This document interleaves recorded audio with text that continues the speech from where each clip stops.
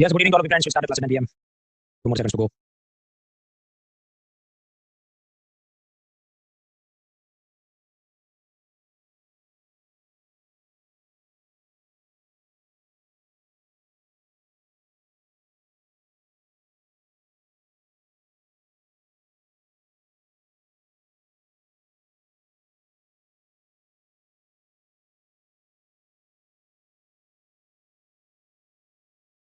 All right, friends. So now it is 9 p.m. We start this class. My first question is, can you see me? Can you hear me? देख सकते हैं, सुन सकते हैं. First mode करें.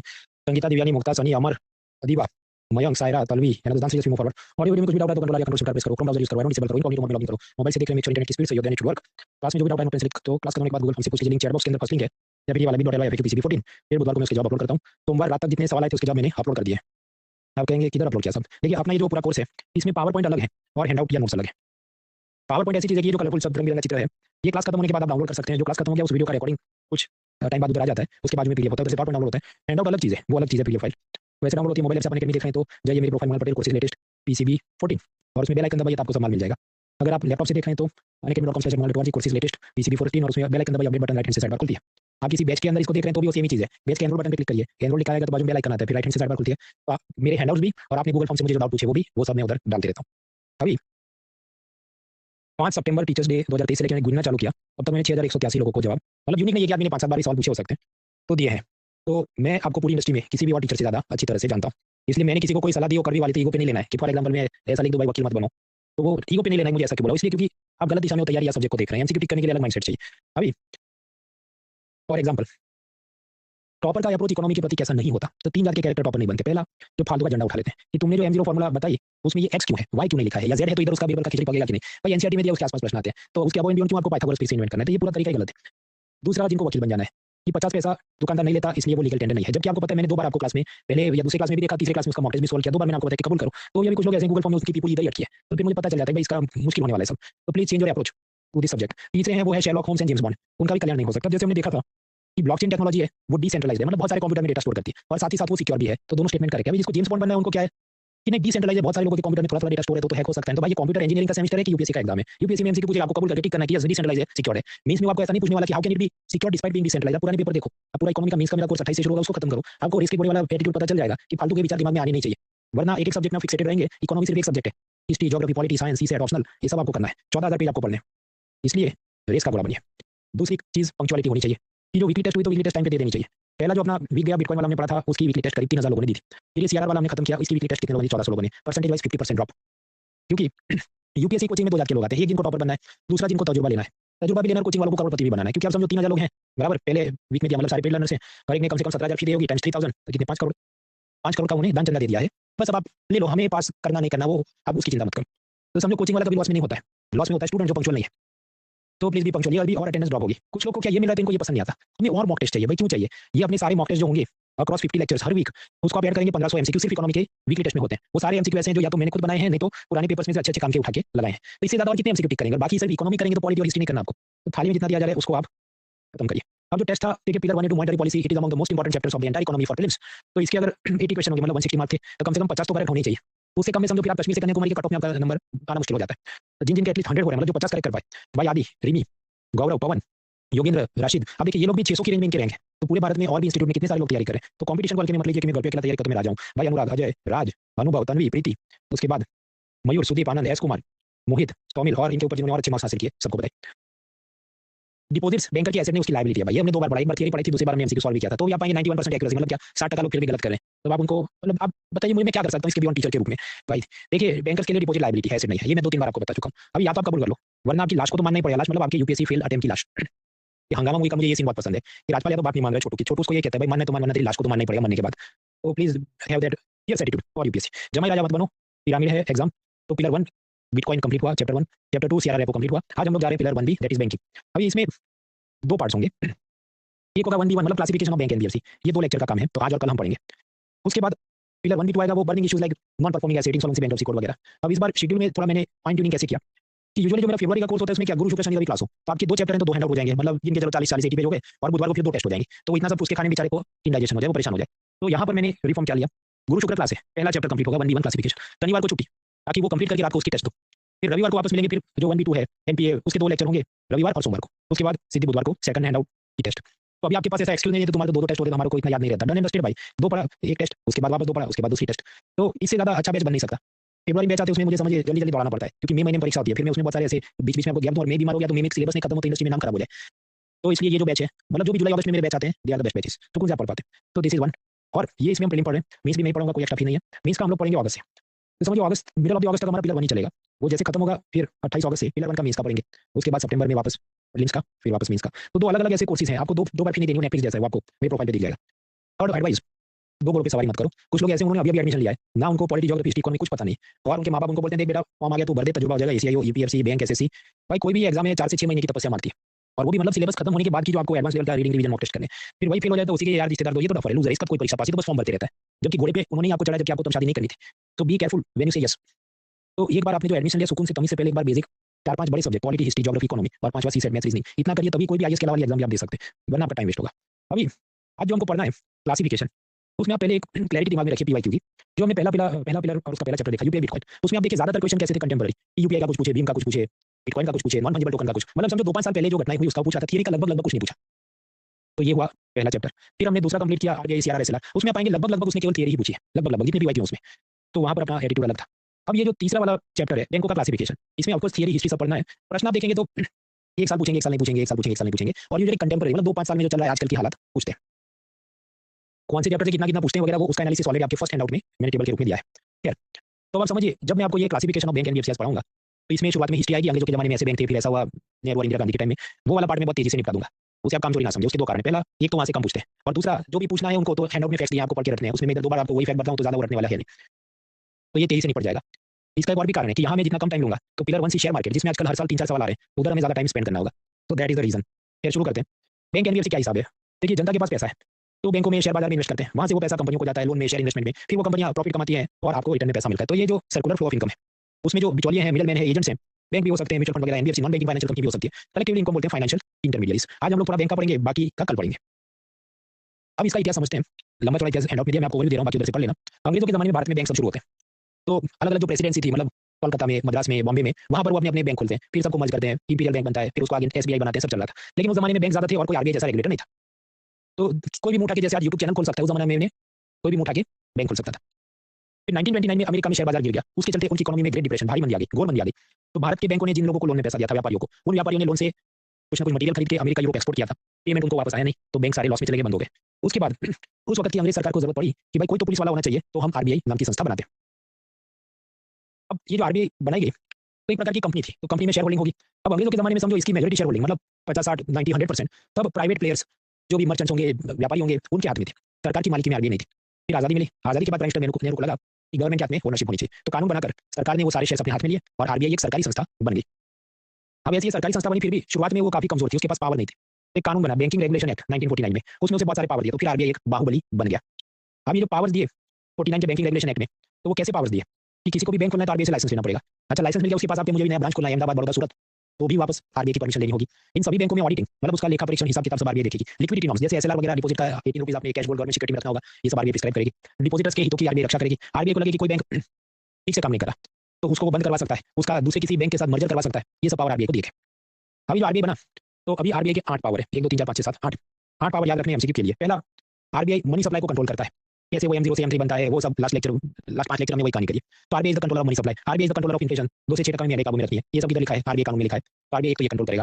Second, RBI को कहा गया है कि देखो ये $1 का कभी 75 कभी 85 रुपये हो जाता है, तो ये सब फॉरेन एक्सचेंज और एक्सचेंज रेट को कंट्रोल करे। उसके वास्ते पहले फीरा एक्ट था, अभी foreign exchange management act, FEMA act. तो RBI is also the controller of the foreign exchange, मतलब भारत में कितना डॉलर आ सकता है, कितना जा सकता है, ये सब निर्णय वो लेता है। पिलर 3 में ये करेंसी एक्सचेंज में पड़ेगा, अभी हम लोग पिलर 1 में। तीसरा, RBI is banker to the government, सरकार को लोन में पैसा चाहिए, तो सरकार जनता से सीधा भीख मांगने नहीं आती, सरकार आरबीआई को बोलती है, आरबीआई पैसा मोबिलाइज करता है गवर्नमेंट सिक्योरिटी केस बिल वगैरह जारी करके। तो banker to the government, for union government also, for the state government also, या हम कहें RBI the public debt manager, सार्वजनिक ऋण का प्रबंधन करता है, हाथ बराबर है।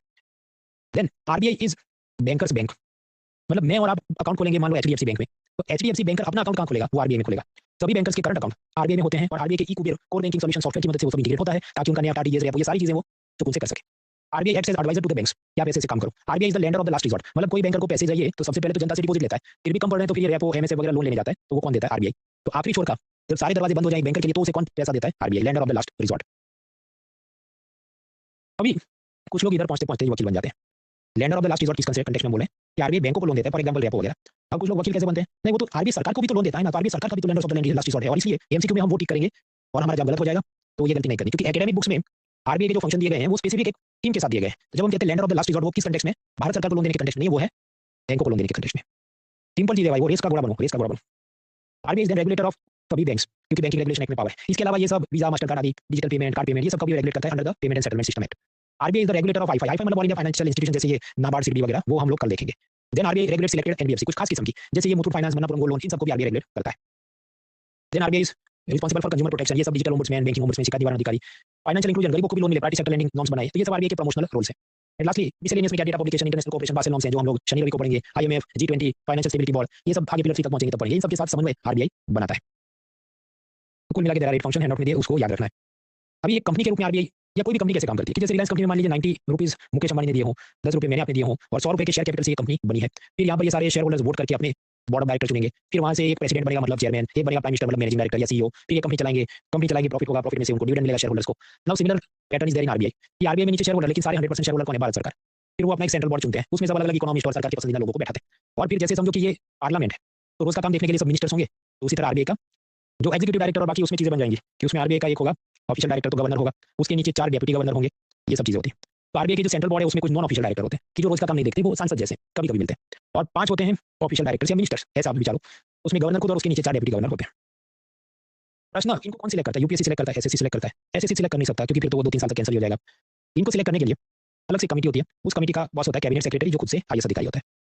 अब उसके नीचे क्या हायरार्की है, मतलब कि तो ये गवर्नर के नीचे, डेप्यूटी गवर्नर के नीचे एग्जीक्यूटिव डायरेक्टर से लेके बहुत कुछ होता है, तो दैट इज आरबीआई। ये सारा जनरल नॉलेज मैं आपको बता नहीं रहा, वो आरबीआई एग्जाम में आप देखना अगर दे रहे हैं। पिछले आरबीआई गवर्नर थे शक्तिकांत दास, वो आईएएस थे, फिर उनकी नौकरी खत्म होने का मतलब 3-3 साल के कॉन्ट्रैक्ट वगैरह होते हैं, तो करीब 6 साल उन्होंने सेवा दी, फिर सरकार ने बोला नए को बिठाते हैं, तो अभी Sanjay Malhotra, he is also an IAS. तो एक आईएएस गया तो दूसरा आ गया, आईएएस लॉबी के कब्जे में सब कुछ है। ये तो आपने कहा कि आरबीआई है, शेयर मार्केट रेगुलेटर से अभी अब ये लेटेस्ट करंट अफेयर्स है कि इंश्योरेंस का जो रेगुलेटर है वो भी आईएएस को बना दिया, से लेके आपका आधार कार्ड बनाने वाली संस्था से लेके एरोप्लेन का रेगुलेटर से लेके सब कुछ, तो therefore you should aim for the highest thing. अभी आरबीआई गवर्नर के नाम वगैरह जनरल नॉलेज सब हैंड आउट में दिया है, वो बीच में पढ़ के खत्म करना, 40 मिनट में उसका वीडियो खींच लेगा, आगे बढ़ते हैं।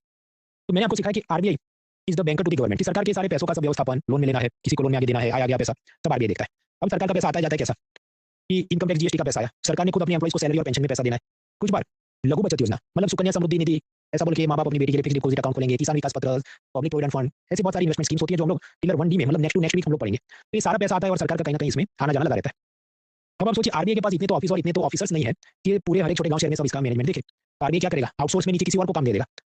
तो आरबीआई नीचे काम दे देता है कि एक्सिस बैंक इतने डिस्ट्रिक्ट में तुम देख लेना, बैंक ऑफ बड़ौदा ये वाले एरिया या स्टेट में तुम देख लेना, उसमें जितना टैक्स का पैसा आता है, अब कहीं टैक्स तो इनकम टैक्स डिपार्टमेंट लेगा, हाँ भाई, पर आप जमा करोगे तो कोई बैंक में जा रहा है ना कहीं से कहीं, तो ये जितना सब मैनेजमेंट है आपको आरबीआई ऊपर देखता है, लेकिन नीचे बहुत सारी बैंकों को काम दे दिया है। तो ये नीचे जो बैंकों को बिठा दिया उनको हम क्या कहते हैं, एजेंसी बैंक। तो आरबीआई तो है बैंकर टू द गवर्नमेंट, और आरबीआई ने नीचे कुछ और लोगों को काम दे दिया कि तुम मेरे बती ये काम करते रहो, तो they are called agency banks. Private sector bank भी हो सकते हैं, सरकारी बैंक भी हो सकते हैं।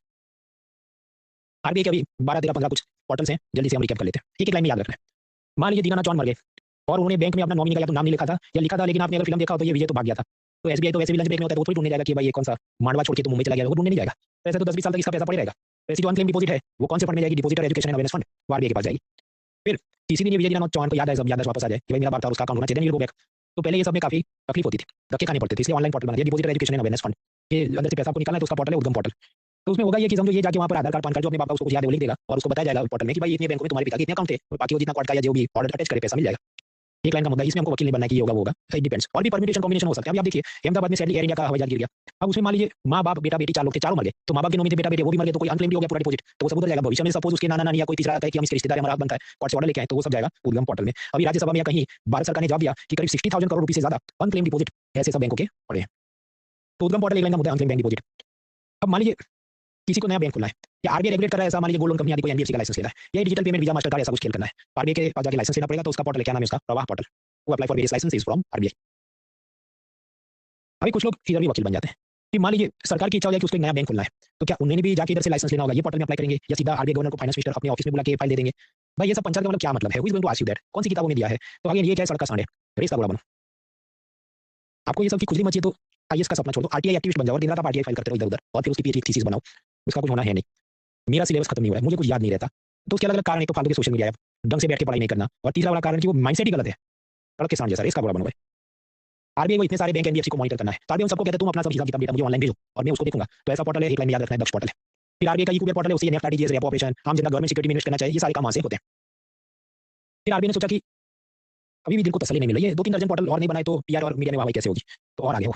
देखिए बैंक का पोर्टल पहले मान लो एसबीआई.com था। कार्डवेयर का नहीं, इसमें तो बहुत सारे फेक बन जाते हैं .com.in वगैरह। तो हम अलग से सब बैंकों का ऐसा बनाएंगे। बैंक.in मतलब मान लो SBI.bank.in। फिर मान लीजिए कोई एनबीएफसी कंपनी जैसे बजाज फिनसर्व, तो bajajfinserv.fin.in, ताकि आपका हैकिंग का चांस कम रहे। आप क्लियरली वो वेबसाइट टाइप करके जाओ, मिलती-जुलती वेबसाइट पे ना जाओ। फिर जनता को अगर आरबीआई को सजेशन देने हो, तो आरबीआई का हाँ मुझे सजेशन दीजिए, उसके लिए पोर्टल बनाए, कनेक्ट टू रेगुलेट पोर्टल। फिर क्लाइमेट चेंज के चलते अलग-अलग इंडस्ट्री को नुकसान हो सकता है। कि मान लीजिए क्लाइमेट चेंज के चलते साइक्लोन सुनामी ज़्यादा है, तो फिर जो कोल माइंस है उसमें काम रुक जाएगा, कोयले की खदानों में, तो उधर से कोयला नहीं आएगा तो बिजली कंपनियों का काम रुक जाएगा। तो क्लाइमेट चेंज के चलते बिजली कंपनी का भी बिजनेस ठप हो जाए और वो बैंक का लोन टाइम पे नहीं चुका सके। तो ये सबका डेटा मैनेजमेंट और सब ये चीज़ करते रहना चाहिए। तो उसके वास्ते क्लाइमेट चेंज पर आरबीआई ने आरबीआई क्रिस्प ऐसा क्लाइमेट चेंज का पोर्टल बनाया। आपके साथ कोई ना कोई इन्वेस्टमेंट स्कैम हो गया, तो आप उसकी कंप्लेंट करने के लिए हमारे सचेत पोर्टल पे आके कंप्लेंट करो। ऐसा सचेत पोर्टल बनाया है। Mule account. हम लोग आगे पिलर 2 में पढ़ेंगे कि अगर आप भारत में 12 लाख रुपए तक कमाते हैं तो कोई इनकम टैक्स भरना नहीं है। अब मान लीजिए आदमी 1 करोड़ कमाता है तो इसको तो इनकम टैक्स भरना है। लेकिन फिर ये सोचे कि देखो 10-10 लाख रुपए का एक ऐसे में जो भी 10 अकाउंट खुलवा देता हूँ अपने 10 नौकरों के नाम पे, और उन सब में 10-10 लाख रुपए जमा कराता हूँ, तो 1 करोड़ जमा हो गए और मैं इनकम टैक्स भी नहीं भरूंगा। मेरे को इनका पैसा है, 12 लाख रुपए तक तो इनकम टैक्स है नहीं। तो यहाँ पर ये जो इसका गरीब नौकर है, जिसके खाते में 10 लाख है, गरीब नौकर क्या है, ये खच्चर बन गया जो अपने मालिक का ब्लैक मनी का बोझ ढो रहा है। तो इसे हम क्या कहेंगे? Mule account. Mule account. तो ऐसे म्यूल अकाउंट को ट्रेस करने के लिए आप एआई का उपयोग कर सकते हैं कि भाई पूरी जिंदगी इसके पास 10,000 से ज्यादा बैलेंस नहीं था, अभी 10-10 लाख कहां से छाप रहा है। If you do the big data analytics तो पता चल जाएगा। इसलिए आरबीआई ने आर्टिफिशियल इंटेलिजेंस का सब मॉड्यूल बनाया जिसका नाम है mule Hunter AI. Mule Hunter AI. Mule account एक और कारण से बन सकते हैं। अब जानते हैं आजकल स्कैम चलता है कि आपको ये कोई जज का, पुलिस ऑफिसर का वीडियो कॉल आए कि तुम्हारा पार्सल आया और उसमें ड्रग्स बरामद हुआ है, तुमको जेल नहीं जाना है, तुमको पैसा भेजो। आप पैसा भेजते हैं, लेकिन असल में वो पैसा आप सीधा वो बदमाश अपने अकाउंट में नहीं लेता। उसने किसी गरीब का आधार कार्ड कॉपी बना के उसके नाम का बैंक आईडी फेक बनाया होता है, तो आपका पैसा पहले वहां जाता है, फिर वहां से वो बदमाश अपना पैसा तीसरे अकाउंट में ट्रांसफर करके उठा लेता है। फिर बीच में गरीब आदमी जिसको पता ही नहीं कि उसका बैंक अकाउंट यूज हो रहा था, ऐसे मिसयूज हो रहा था, तो ये सभी ट्रेस करने के लिए mule Hunter AI will be helpful. मित्रों, जब हम एआई का उपयोग करें तो बैंक में बहुत उपयोग हो सकता है कि आपके सारा income tax, GST, bank balance सबको एनालाइज करके वो बैंकर को सलाह दे सकता है कि इस आदमी का बैंक लोन एप्लीकेशन पास करना है कि नहीं करना है। लेकिन इसमें फिर अनएथिकल काम भी हो सकते हैं। जैसे अमेरिका में ऐसा है कि गोरा आदमी लोन लेने को जाए और एक ब्लैक लोन लेने को जाए, तो उसके सब ऐसे एआई मॉडल है, तो ब्लैक आदमी का लोन यूजुअली रिजेक्ट कर देंगे, ये लोग तो लोन नहीं चुकाते। तो ऐसा भारत के अंदर भी जब अनएथिकल ना हो जाए एआई का उपयोग, इसके लिए आरबीआई एक फ्रेमवर्क बना रहा है, उसका नाम क्या है? Free AI framework. और उसको बनाने के लिए कमिटी भी है, पुष्पक भट्टाचार्य जो आईटी के प्रोफेसर हैं। तो ये चल रहा है, एक एक दो दो लाइन में याद रखना है। अब आरबीआई इतना सब काम कर रहा है, लेकिन भारत में एक अखबार है द हिंदू, उसको कभी कुछ उसमें अच्छा नहीं लगता, वो हमेशा नुक्स निकालता है। आरबीआई को लगा कि न्यूज़पेपर के सहारे हम रह नहीं सकते, वो तो हमारी बुराई ही करेगा, तो हम खुद से पॉडकास्ट करेंगे, और उसके वास्ते वो अपना पॉडकास्ट भी हम करने वाले हैं। तो we are done with the initial part की आरबीआई का क्या हिसाब किताब है। इसके बाद आएगा schedule banks, non schedule banks वगैरह, पर वो फ्रेश माइंड मांगता है, तो हम ब्रेक लेते हैं। अच्छा, ब्रेक के अंदर जस्ट अ मिनट, मैं आपको क्वेश्चन का सिर्फ एक हिंट देके जाता हूँ। मित्रों, अंग्रेजों के जमाने में थी इंपीरियल बैंक ऑफ इंडिया, आजादी के बाद बोला इसको हम कहेंगे स्टेट बैंक ऑफ इंडिया, और इसको स्टेट बैंक ऑफ इंडिया कहेंगे। ये घटना हुई थी 1955 में। तो मैं आपको एक हिंट देके जाता हूँ कि एसबीआई कब बना 1955 में। बाकी क्या बना वो तो मुझे भी नहीं पता था कब बना, बट यूपीएससी ने पूछ लिया। सो ब्रेक फॉर 5 मिनट्स, उसके बाद इसको सॉल्व करेंगे और फिर आगे कभी पढ़ाई अपनी जारी। ब्रेक फॉर 5 मिनट्स, इसको आप क्रोनोलॉजी में अरेंज करो।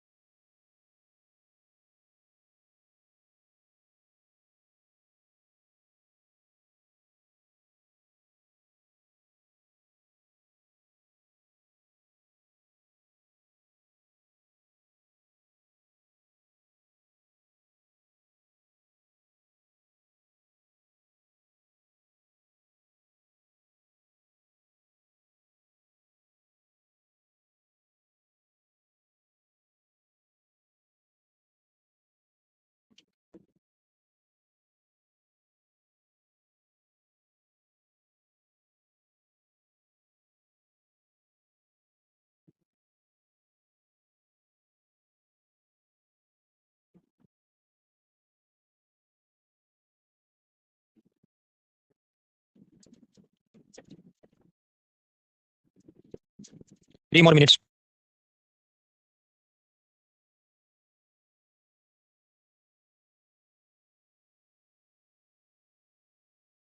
चलिए मैं आपको एक और हिंट देता हूँ। ये आजादी के बाद सभी राज्यों में यूजुअली कांग्रेस की सरकार थी। कम्युनिस्ट पार्टी की सरकार पहली बार केरला में बनी 57 में। तो now you have two hints, SBI बना 55 में, केरला में कम्युनिस्ट 57।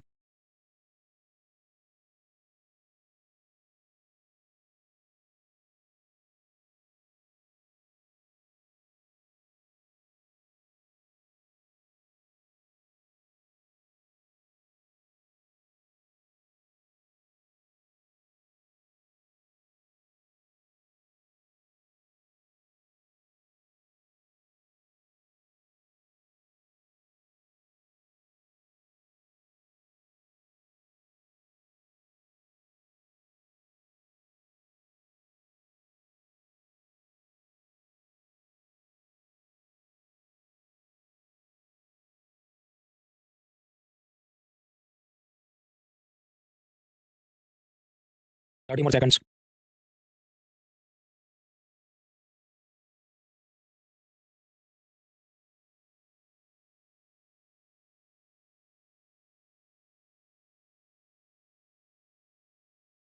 हाँ तो मित्रों, शुरू से अंत तक कौन सी घटना करें क्रोनोलॉजी में? Voting and time starts in 3 2 1 start. Isha, Srishti, Falak, Jayant, Kunal, Munaja, Bhargav, Mahavir, Prince, Amal, Shagun, Gopi Kishan, Khan, Roshni, Astha, Priya, Radhika, Mayank, Srishti, Kaushal, Renuka, Arpit, Raman, Zahida, Pushkar, Nand, Kushagra, Yogendra, Sagar, Alok, Daksh. देखिए आप एबीसीडी करें वो मुझे सिस्टम अलग से दिखाता है। अमर, खुशबू, ऋचा, सचिन, डॉक्टर एम, प्रशांत, नेहा, सोहन, नीलांशु, वैभव, करेक्ट आंसर्स। अभी ये ऐसा है कि आपको 2-3 अलग-अलग सब्जेक्ट का ज्ञान होना चाहिए कि गोवा भारत का पहले वो पोर्टुगल के कब्जे में था, फिर भारत के हाथ में आया, तो वो घटना 60s में हुई। फिर मतलब इतना आपको एक्सपेक्टेड है कि यूपीएससी एस्पायरेंट के रूप में पता होना चाहिए गोवा का भारत में विलीन हुआ। तो ओके, ये घटना ये है। चलिए सबसे थोड़ी देर वाली है। 55 में एसबीआई बना, ये भी एक्सपेक्टेड है कि आपको याद होना चाहिए। तो फिर आप उस हिसाब से अरेंज करें थोड़ा बहुत क्रोनोलॉजी में, तो बी या डी हो सकता है। फिर एग्जैक्ट जवाब के लिए ऐसा है कि भारत में सबसे पहली बार कांग्रेस के अलावा वाली कोई पार्टी स्टेट गवर्नमेंट में फॉर्म होती है, 57 में होती है। ये एनसीईआरटी पॉलिटिकल साइंस में दिया है। एयर इंडिया तो पहले वो जेआरडी टाटा के हाथ में प्राइवेट कंपनी थी, फिर प्राइम मिनिस्टर नेहरू ने टेक ओवर करके सरकारी बना दिया। वो काम 53 में हुआ। हालांकि इट इज नॉट एक्सपेक्टेड कि आपको याद हो, क्योंकि वो बहुत छोटा सा जनरल नॉलेज का मुद्दा है। फिर वो सब जब आप अरेंज करो तो जवाब बनता है बी। अब इसमें क्या कुछ लोग 50-50 करके फिर और तुक्के लगाएंगे तो उनको जवाब बी तक वो पहुंच जाते हैं। अब फिर जो तीसरा अटेम्प्ट दे रहा है तो वो तो सब पढ़ के बैठा है एनसीईआरटी से इधर उधर का सब, तो उसे तो 50-50 करने में आसान था, आसान होगा सब। फिर देखो कितना कूल था, कितना आसानी से सॉल्व हो गया। मैंने तो अलग से कुछ नहीं पढ़ा था। तो फिर ये जो बाकी बाबू हैं वो भी अपनी झोपड़ी जला देते। देखो टॉपर ने कहाँ कुछ पढ़ा था, वो तो बोले कुछ नहीं पढ़ना चाहिए, जबकि समझो ये एनसीईआरटी पॉलिटिकल साइंस भी उसने पढ़ी होगी, ऊपर ऊपर से देखी होगी, तो बहुत कुछ आपको पेरिफेरल रीडिंग होती है तब जाके एमसीक्यू सॉल्व होते हैं। एनीवेज मूविंग फर्दर, आगे हम लोग समझेंगे बैंकों का क्लासिफिकेशन और उसमें समझेंगे शेड्यूल बैंक क्या होते हैं। देखिए कोई भी आपको कंपनी बनानी है, बैंक भी एक प्रकार की कंपनी है, तो आपको बैंक जैसी कोई कंपनी बनानी है, पहले आप कंपनी एक्ट में रजिस्टर करो, फिर आपको परमिशन मिले आप कंपनी रजिस्टर कर लो, उसके बाद आप मार्केट में अपने शेयर इशू करो और जनता उसको खरीदेगी, आपके शेयर होल्डर्स बनेंगे। वो आपको देंगे मान लीजिए 50 करोड़, फिर आप जाएंगे आरबीआई के पास कि मेरे पास ये 50 करोड़ की कैपिटल है, मुझे बैंक खोलने का लाइसेंस दीजिए। आरबीआई का दिला गया तो लाइसेंस दे देगा। फिर उस 50 करोड़ कैपिटल की मदद से आप अपने बैंक के ऑफिस खोलेंगे, स्टाफ को रिक्रूट करेंगे, ये सब रणवीर दीपिका वगैरह को अपना ब्रांड एम्बेसडर बनाएंगे, बड़े बड़े एड्स और पोस्टर चलाएंगे, तब जाके जनता आगे पैसा डिपॉजिट करेगी, मान लो 1000 करोड़, और फिर आप उसको लोन में घुमाएंगे। तो इस प्रकार से स्टेप बाय स्टेप प्रोसेस होती है। पहले कंपनी बनानी पड़ती है, कंपनी के शेयर इशू करने पड़ते हैं, आरबीआई से लाइसेंस लेना पड़ता है, फिर आप जनता से डिपॉजिट और लोन की एक्टिविटी कर सकते हैं। अब हर एक व्यक्ति जो अपनी कंपनी खोलेगा तो वो क्या सोचेगा कि मुझे तो 50 करोड़ रुपए की कंपनी खोलनी है जिसमें शेयर होल्डर्स ने 50 करोड़ रुपए मुझे दिए हो, तो ये सब उसका ख्वाब है। जस्ट लाइक हर मूवी डायरेक्टर का क्या ख्वाब होता है कि मेरा तो 100 करोड़ का बॉक्स ऑफिस होना चाहिए। तो यहाँ पर इस बिजनेसमैन की ये जो तमन्ना है, जो ड्रीम है, उसे हम कहें ऑथराइज्ड कैपिटल, कि मैक्सिमम मतलब मैं जो कंपनी खोल रहा हूँ उसमें मैं मैक्सिमम 50 करोड़ के शेयर इशू करूंगा और मेरी उम्मीद है कि जनता मुझे इतना पैसा देगी। अब जब फिल्म असल में थिएटर पर रिलीज होती है तो कोई 100 करोड़ भी कमाती है, कोई 10 करोड़ भी नहीं कमा पाती। तो उसी तरह जब ये कंपनी अपना IPO initial public offer launch करेगी तो भले हो सकता है उसने 50 करोड़ के शेयर इशू किए, पर जैसे सिनेमा में टिकट नहीं खरीदा तो प्रोड्यूसर को पैसा नहीं मिलेगा, इधर जनता ने मान लो 30 लाख का ही में शेयर खरीदा, तो उसको असल में छोटा सा ये सब पूंजी मिला है। तो उसे हम क्या कहते हैं, ये उस कंपनी का पेड अप कैपिटल है, कि असल में वास्तव में उस कंपनी के पास इतनी पूंजी है और ये 30 लाख रुपए से वो अपना जाके बिल्डिंग खरीदेगा, स्टाफ को रखेगा, ब्रांड एम्बेसडर लाएगा, ये सब काम होगा। तो जब भी कोई कंपनी बनती है मित्रों, एक डॉक्यूमेंट बनाया जाता है, मेमोरेंडम ऑफ एसोसिएशन, उसमें सब लिखा होता है कि हमारी कंपनी में इतने लोग होंगे, हमारी कंपनी का ये एड्रेस है, हम ये काम करेंगे और हमारी कंपनी का टोटल मैक्सिमम शेयर्स मान लो जो भी 5 करोड़ के होंगे, तो ये हमारा ऑथराइज कैपिटल है। और फिर वो ऐसा अपना मान लो आईपीओ लॉन्च करते हैं जिसमें अलग शेयर है, 1 2 3 4 5 करके 5 लाख के शेयर है। अब वो तो जनता पे डिपेंड करता है कि वो खरीदना चाहते हैं कि नहीं। मान लो जनता 1 2 और 3 लाख रुपए के शेयर खरीदे तो वास्तव में इसको ग्लास में पूरा पानी नहीं मिला, तो टाटा कंपनी के पास असल में जो कैपिटल आया, जो इन्वेस्टमेंट में पैसा आया, वो पेड अप कैपिटल, वो मान लो 3 लाख है। तो authorise capital and paid up capital, हालांकि इसका डिफरेंस हमको समझने और याद रखने की बहुत जरूरत नहीं, लेकिन आगे हम शेड्यूल बैंक की व्याख्या समझेंगे, उसमें वर्ड आएगा पेड अप कैपिटल, तो कुछ लोग पूछने बैठ जाते हैं what is paid up capital. ठीक है, तो स्टेप 1, रतन टाटा ने बैंक खोलनी थी तो अपनी कंपनी रजिस्टर की, कंपनी के नाम पे शेयर जारी किए, जनता ने उनको इन्वेस्टमेंट में पैसे दिए, फिर टाटा जाएंगे आरबीआई के पास कि मुझे लाइसेंस दीजिए बैंक खोलने का। अभी आजकल आरबीआई की शर्त ऐसी है कि देखो आपके पास 500 करोड़ का कैपिटल होना चाहिए और 10 साल का एक्सपीरियंस होना चाहिए, बैंकिंग फाइनेंस ये सब का कुछ ना कुछ आपको अनुभव होना चाहिए। टाटा के हाँ है मेरे पास मान लो, तो फिर आपको लाइसेंस मिल गया। लेकिन समझो शुरुआत में जो लाइसेंस मिलता है, कच्चा licence, driving licence, learner licence, ऐसा उनको लाइसेंस मिलेगा जिसे हम कहते हैं non scheduled bank, non scheduled bank. फिर आरबीआई कुछ साल तक उनको ऑब्जर्व करेगी कि आप ठीक से बैंक चला रहे हैं कि नहीं, आपके पास कम से कम 5 लाख का कैपिटल और बाकी रिजर्व, और साथ ही साथ आप डिपॉजिटर्स के हितों की रक्षा भी करो, ठीक से कर रहे हो कि नहीं, ये सब हम देखेंगे। टाटा साबित करे 4 महीने 2 3 साल तक क्या ये मैं सब कर रहा हूँ, तो फिर आरबीआई उनको पक्का लाइसेंस देगी जिसको हम कहते हैं शेड्यूल्ड बैंक, शेड्यूल्ड बैंक। अब कुछ लोग को इधर प्रश्न होगा कि भाई तुमने अभी तो बोला कि लाइसेंस लेने के लिए 500 करोड़ चाहिए, तो 500 करोड़ तो है ना, तो फिर इधर ये जो शर्त रखी है कि मिनिमम 5 लाख कैपिटल, तो लेकिन 500 करोड़ था तभी तो आरबीआई ने उसको लाइसेंस दिया, तो डे 1 से इसको पक्का लाइसेंस शेड्यूल बैंक क्यों नहीं मिला? क्योंकि समझो सेकंड भी तो कंडीशन है ना, second condition is that he has to be running the business while protecting the depositors, not doing any harmful business. तो जब दोनों शर्तों का पालन होगा 1 एंड 2, और उसके लिए वो कुछ महीने तक ऑब्जर्व करेगा इस बैंक को, उसके बाद उसका पक्का लाइसेंस बनता है, नॉन शेड्यूल से शेड्यूल बैंक होता है। आप समझिए आर्मी नेवी एयरफोर्स में अधिकारी बनेगा, सीडीएस एग्जाम है, उसका जो भी कट ऑफ है उससे आपने ज्यादा मार्क्स हासिल किए, इंटरव्यू आपका पास हो गया, तो आपकी ट्रेनिंग होती है ना 2 साल, वो उसमें देखेंगे आपका कैसा कैरेक्टर है, कैसा आपका दमखम है, फिर आपको फाइनली बोला जाता है यू आर कमीशन ऑफिसर, तब आपकी नौकरी पक्की मानी जाती है। सिमिलरली यहाँ पर आ जाए ऋतिक रोशन, मेरे पास 500 करोड़ का कैपिटल है, आरबीआई को बोले यहाँ करो बैंक चालू, लेकिन फिर वो ऑब्जर्व करेगा दूसरी कंडीशन कि क्या तुम अपने डिपॉजिटर्स को अच्छे से प्रोटेक्ट कर रहे हो कि नहीं। जब वो ऋतिक साबित करेगा तब उसको पक्का लाइसेंस मिलेगा जिसको बोलते हैं शेड्यूल्ड बैंक, शेड्यूल्ड बैंक। तो दैट इज द थिंग। अभी बैंक का हमें एक इक्वेशन समझना है, हालांकि वो एक्यूरेट टेक्निकली करेक्ट इक्वेशन नहीं, हमें कंसेप्ट समझना है। देखिए एक तरफ होते हैं एसेट्स और दूसरी तरफ होते हैं लायबिलिटी। लायबिलिटी मतलब जो पैसा वापस चुकाना है बैंक ने शेयर होल्डर्स को, बॉन्ड होल्डर्स को, डिपॉजिटर्स को, वगैरह वगैरह को पैसा वापस चुकाना है, वो सब बैंक की लायबिलिटी है। फिर होता है बैंक का कुछ प्रॉफिट या लॉस, मान लो प्रॉफिट है 10 करोड़, तो सामने इस तरफ 110 करोड़ की उसकी एसेट्स संपत्तियां पड़ी होंगी। ये क्या क्यों कैसे उसका हम बीकॉम करने नहीं बैठेंगे, सिर्फ आप फिलॉसफी समझो। तभी आप समझो, जब बैंकर ने बैंक चालू किया तो शुरुआत में तो शेयर कैपिटल लेके आया था, तुरंत तो डिपॉजिटर से पैसा ले नहीं सकता। मार्केट में हो सकता है उसने अपने बॉन्ड इशू किया, बॉन्ड इजाद का लोन होता है, वो पिलर 1 सी में देखेंगे। तो सबसे पहले कंपनी रजिस्टर की, शेयर बॉन्ड इशू किए और पैसा उठाया, फिर आरबीआई ने लाइसेंस दिया, फिर जनता से डिपॉजिट ली, फिर ये सब लोन में घुमाया जो उसकी एसेट्स हैं, फिर उसको कुछ प्रॉफिट हुआ, फिर वो प्रॉफिट भी वापस कुछ तो जाएगा शेयर होल्डर को, कुछ वापस वो इन्वेस्ट कर देगा आगे। तो ये चलते रहता है, इसका लोड नहीं लेना है, इसको याद भी नहीं रखना इक्वेशन को। मैं आपको सिर्फ बता रहा हूँ कि पैसा कैसे आता जाता रहता है। डे वन को ये हो सकता है कि डिपॉजिट भी जीरो, प्रॉफिट भी जीरो, सिर्फ ये शेयर बॉन्ड का 10 करोड़ का कैपिटल लेके आया और उसी का वो लोन घुमा रहा है, हाँ, हो सकता है। तो आरबीआई की शर्त क्या है कि जब आपको बैंक बनाया आपने और हमने आपको कच्चा लाइसेंस दिया नॉन शेड्यूल बैंक का, अब आप कहते हैं पक्का परमानेंट लाइसेंस दे तो शेड्यूल बैंक वाला, तो उसके वास्ते शर्त है कि ये जो आपका सब कैपिटल है, पेड अप कैपिटल और बाकी रिजर्व, अब वो कौन से रिजर्व मुझे नहीं पता, सीआरआर की बात करें मुझे नहीं पता, बुक्स में नहीं दिया, तो बैंक का पेड अप कैपिटल और रिजर्व कम से कम 5 लाख का होना चाहिए, आप कहें हैं। एंड साइमल्टेनियसली, साथ ही साथ आरबीआई को सेटिस्फेक्शन मिलना चाहिए कि आप डिपॉजिटर्स को प्रोटेक्ट कर रहे हैं, कोई बेकार का काम नहीं कर रहे। When both the conditions are met, तो आरबीआई कहेगी now I give you proper licence. आपका नाम, आपके बैंक का नाम, जैसे एचडीएफसी बैंक का नाम आरबीआई एक्ट के सेकंड शेड्यूल, वो पीछे उसका लिखा होता है, उसमें आपका नाम ऐड किया जाएगा, इसलिए आपको कहा जाएगा you are a scheduled bank, scheduled bank. कुछ लोग इधर झंडा उठाएंगे कि रिजर्व मतलब केस में सीआरआर गिनते अलग का रिजर्व होता है, कोई बुक में दिया नहीं, तो मैं तो आरबीआई को आरटीआई फाइल करके टाइम वेस्ट करूंगा नहीं। बस याद रखो कि पेड अप कैपिटल लेने जाओ 5 लाख का होना चाहिए मिनिमम। फिर अब ऐसा जिसको लाइसेंस मिल गया पक्का, वो है शेड्यूल बैंक, जैसे एसबीआई, एचडीएफसी है। जिनको भी कच्चा ड्राइविंग लाइसेंस मिला है शुरुआत वाला, परमानेंट होना बाकी है, उसको हम बोलेंगे नॉन शेड्यूल बैंक। जैसे सूरत में एक अखंड आनंद कोऑपरेटिव बैंक है। तो what is the difference, what is the classification? दो जात के बैंक होते हैं, शेड्यूल एंड नॉन शेड्यूल। इसके नीचे भी दो सब टाइप होते हैं, कमर्शियल बैंक जो प्रॉफिट के लिए काम करते हैं जैसे एसबीआई, कोऑपरेटिव बैंक जो जनता की सेवा के लिए काम करते हैं, जिसके बारे में कल देखेंगे। उसी तरह नॉन शेड्यूल बैंक भी दो जात के हो सकते हैं, कमर्शियल भी हो सकते हैं, कोऑपरेटिव भी हो सकते हैं। अब स्वाभाविक है आपका जब लर्नर लाइसेंस है, कच्चा लाइसेंस है, तो आपके ऊपर कुछ रिस्ट्रिक्शन होगी कि आप कोई हैवी वाला ट्रक नहीं चला देंगे वगैरह, तो यहाँ पर भी कुछ रिस्ट्रिक्शन या रिस्पांसिबिलिटी होती है। डिपॉजिट में 100 रुपये आए, आप जानते हैं उसमें से 3 से 4 रुपये बैंकर ने एक ट्रक में भर के आरबीआई में डिपॉजिट करने, जिसको बोलते हैं सीआरआर। तो जो शेड्यूल बैंक है जैसे एसबीआई, एक्सिस वगैरह बड़े वाले, उन्होंने तो सीआरआर का पैसा आरबीआई में मूव करना होता है, आरबीआई में ट्रक भर के भेजना होता है। आपको आजकल तो डिजिटली काम होता है, तो आप विजुलाइज कर सकते, इसलिए मैं ट्रक का नाम ले रहा हूँ। उसके मुकाबले जो नॉन शेड्यूल बैंक है, कच्चे वाले, अखंड आनंद कोऑपरेटिव बैंक सूरत, उनको आरबीआई ने बोला ठीक है, तुम सीआरआर तो तुम्हें भी रखना होगा, ना अपना ये पैसा ट्रक में भर के मेरे पास भेजना, मैं तुम अपने ही पास सूरत के अपने बैंक ब्रांच में लॉक करके रखना, उतने पैसे किसी को लोन में मत देना। तो नॉन शेड्यूल बैंक को सीआरआर मेंटेन करना है, लेकिन वो अपने पास मेंटेन करते हैं, जबकि शेड्यूल बैंक जो है बड़े वाले, उन्हें सारा पैसा आरबीआई में जमा करना होता है।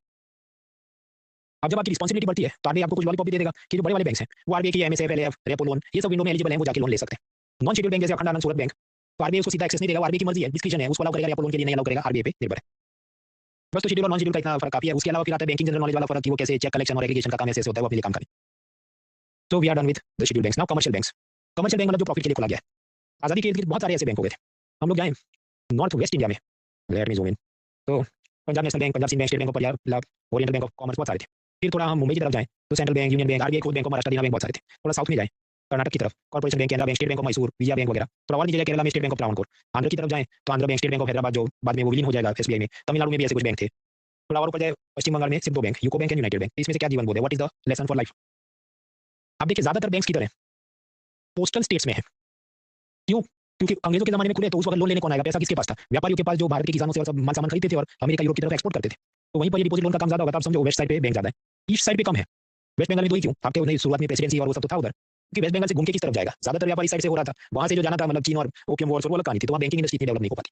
अब आप देखिए जितने बड़े बैंक के मैंने नाम लिए, ना कोई यूपी में दिखा, ना कोई एमपी में दिखा, उसका फाउंडेशन नहीं, अभी ब्रांच खुले वाला बात है, पर इसका जन्म उधर नहीं हुआ, ना बिहार, ना झारखंड, ना उड़ीसा। क्योंकि ज्योग्राफी, उसमें इंडस्ट्रीज का लोकेशन इस पर निर्भर होता है कि कहाँ बिजनेस एक्टिविटी ज्यादा होगी, तो वहाँ पर बैंक ज्यादा होंगे। बिजनेस एक्टिविटी कोस्टल एरिया में ज्यादा होती, तो बैंक वहाँ ज्यादा होते हैं, और वही बैंक डिपॉजिट लोन का काम करते हैं, तो लोगों को तरक्की होती है, धंधा रोजगार कर पाते हैं। तो इस कारण से ये जो इंटीरियर स्टेट्स है, इसमें गरीबी क्यों है, वो बाकी राज्यों के मुकाबले पिछले क्यों है? Many factors are there including the banking penetration before and after independence. फिर वो मीन्स के लिए आपको सोचना है। अब ये करते करते हम लोग जब 60-70 तक आते हैं, तो पता चला ये सब बैंक, प्राइवेट सेक्टर बैंक, राजा रजवाड़ा मर्चेंट्स के आते थे, और वो कोई गरीबों का कल्याण नहीं कर रहे थे। तब वो अपने जीजा साला जमाई को लोन दे रहे थे, तो गरीबों की मदद कोई कर नहीं रहा था। फाइनेंशियल इंक्लूजन, वित्तीय समावेशन होने का था, गरीब का खाता नहीं खुला था, किसान का लोन पास नहीं हो रहा था, बहुत तकलीफ थी। तो फिर क्या किया जाए? सरकार ने सोचा ये सारी ऐसी संस्थाएं हम सरकारी बना देंगे, प्राइवेट सेक्टर के शेयर्स अपने कब्जे में कर लेंगे। तो जैसे आरबीआई, मान लो पहले जो उसके सारे शेयर्स प्राइवेट मर्चेंट्स के पास थे, सरकार ने अपने हाथ में ले लिए 48 में। फिर आरबीआई कमजोर था, उसको पावर देने के लिए 49 में बैंकिंग रेगुलेशन एक्ट बना। उसी तरह अंग्रेजों के जमाने में इंपीरियल बैंक था, उसके सारे शेयर सरकार ने अपने हाथ में ले लिए, तो बन गया स्टेट बैंक ऑफ इंडिया।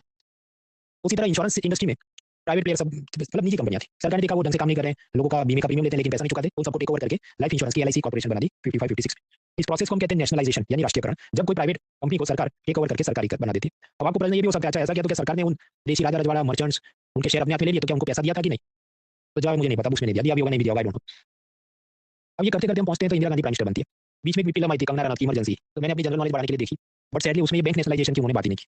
तो क्या हमें तो परीक्षा देनी है, तो हमें तो पढ़नी पड़ेगी। तो ऐसा इंदिरा गांधी ने ये देखा कि जो मतलब अगर आप आज़ादी के बाद का भारत अगर उसका सब इतिहास पढ़ेंगे, तो इंदिरा गांधी कांग्रेस मतलब उसमें भी 2-3 फैक्शन थे कि एक तरफ इंदिरा गांधी थी, उनके विरोधी एक थे कामराज, वो अपना अलग गुट चला रहे थे, मोरारजी देसाई की अलग तमन्नाएं होंगी। तो इंदिरा गांधी बोला कि मैं अपना इमेज और कैसे मैं ज़्यादा मजबूत बनूं, मैं कुछ ऐसा करूँ ताकि लोग मुझे पसंद करें। इसलिए उन्होंने कई सब प्राइवेट बैंक ठीक से काम नहीं कर रही, जनता का भला नहीं हो रहा, तो उन्होंने ऐसी बैंकों को आइडेंटिफाई किया जिसमें जनता ने कुल मिलाकर 50 करोड़ या उससे ज़्यादा डिपॉजिट किया था। तो पता चला Punjab National bank, bank of Baroda ये सब थी। तो ऐसी बड़ी बैंकों को जो पहले देशी राजा रजवाड़ा और व्यापारियों की मालिकी में थी, इंदिरा गांधी ने टेक ओवर करके सरकारी बना दिया। तो इसको हम बोलते हैं नेशनलाइज्ड पब्लिक सेक्टर बैंक्स। अब यहाँ कट ऑफ क्या था, 50 करोड़ या उससे ज़्यादा की टोटल डिपॉजिट आपकी बैंक में होनी चाहिए। तो अभी Catholic Syrian bank, Ratnakar bank ऐसी जो बैंक थी वो तो छोटी बैंक थी, वो तो कट ऑफ से नीचे थी। तो उनको इंदिरा गांधी ने बख्श दिया कि तुम जो भी देशी राजा रजवाड़ा या व्यापारी तुम्हारी मालिक है, तुम चलाओ अपना, हम तुम्हें सरकारी नहीं बनाएंगे। तो इन्हें हम क्या कहेंगे, ओल्ड प्राइवेट बैंक्स, जो नेशनलाइज नहीं हुए। अब तो फिर न्यू प्राइवेट बैंक भी हो गया, अभी न्यू वाले भी होंगे ना, एक्सिस वगैरह, वो न्यू प्राइवेट बैंक बनेंगे। तो ये जो फर्स्ट टाइम याद रखना 1969 में हुआ, ये पहली बार हुआ, पहली बार हुआ। आप कहने पहले भी तो इंपीरियल बैंक का एसबीआई बना ना, तो वो क्यों नहीं भाई, इतिहास की किताबों में इसको फर्स्ट राउंड बोला जाता है, तो आपको याद रखना है, कबूल करना है। ये हुआ। इसके बाद देखिए इंश्योरेंस दो जात के होते हैं, तो लाइफ इंश्योरेंस होता है तो उसका एलआईसी बना दिया। बाकी जो अपना ये कार एक्सीडेंट वगैरह का बीमा लेना है तो जनरल इंश्योरेंस, उसमें प्राइवेट कंपनियां ठीक से काम नहीं करी थी, सरकार ने सब टेक ओवर करके जनरल इंश्योरेंस कॉर्पोरेशन जीआईसी बना दिया, वो 70s में होता है। उसके बाद 1980 तक पहुंचते हैं तो इंदिरा गांधी या जो भी उसके प्राइम मिनिस्टर होंगे, उन्होंने दोबारा बैंकों का नेशनलाइजेशन किया कि अब बड़ी वाली बैंकों को टारगेट करते हैं जिन्होंने 200 करोड़ या उससे ज्यादा डिपॉजिट है, उनको हम पकड़ते हैं। तो उसमें कॉर्पोरेशन, विजया बैंक वगैरह अच्छी बैंक पकड़ी और उनका नेशनलाइजेशन हुआ, that is second round of bank nationalisation. अब इसमें सारे साल याद नहीं रखने, याद कौन से रखने, 49 में बैंकिंग रेगुलेशन एक्ट बना, वो याद रखना है। एसबीआई और एलआईसी 55 में बने, याद रखना है। उसके बाद 69 में राउंड 1 वहां वो पता होना चाहिए, सेकंड राउंड 80 में हुआ, एग्जैक्ट ईयर याद नहीं रहते चले, इतना तो पता होना चाहिए क्योंकि क्रोनोलॉजी के साल कभी कभी पूछता है। अभी ऐसे 2008 में पूछा, फिर सीधा 2018 में पूछा, 10 साल बाद। अभी हो सकता है आपके यहाँ तो फिर 2028 में पूछेगा। हाँ, तो कोशिश करना उससे पहले सिलेक्शन आ जाता है कि मजदूरी नहीं करनी पड़े। फिर ये सवाल तो हमने सॉल्व कर लिया नाउ। इसके बाद जो बातें होंगी उसमें आप समझिए, मैं ऐसा बोलूंगा गवर्नमेंट बैंक, सरकारी बैंक, ताकि आपको तुरंत हाँ भाई सरकारी बैंक, और उसके सामने अपोजिट क्या प्राइवेट बैंक।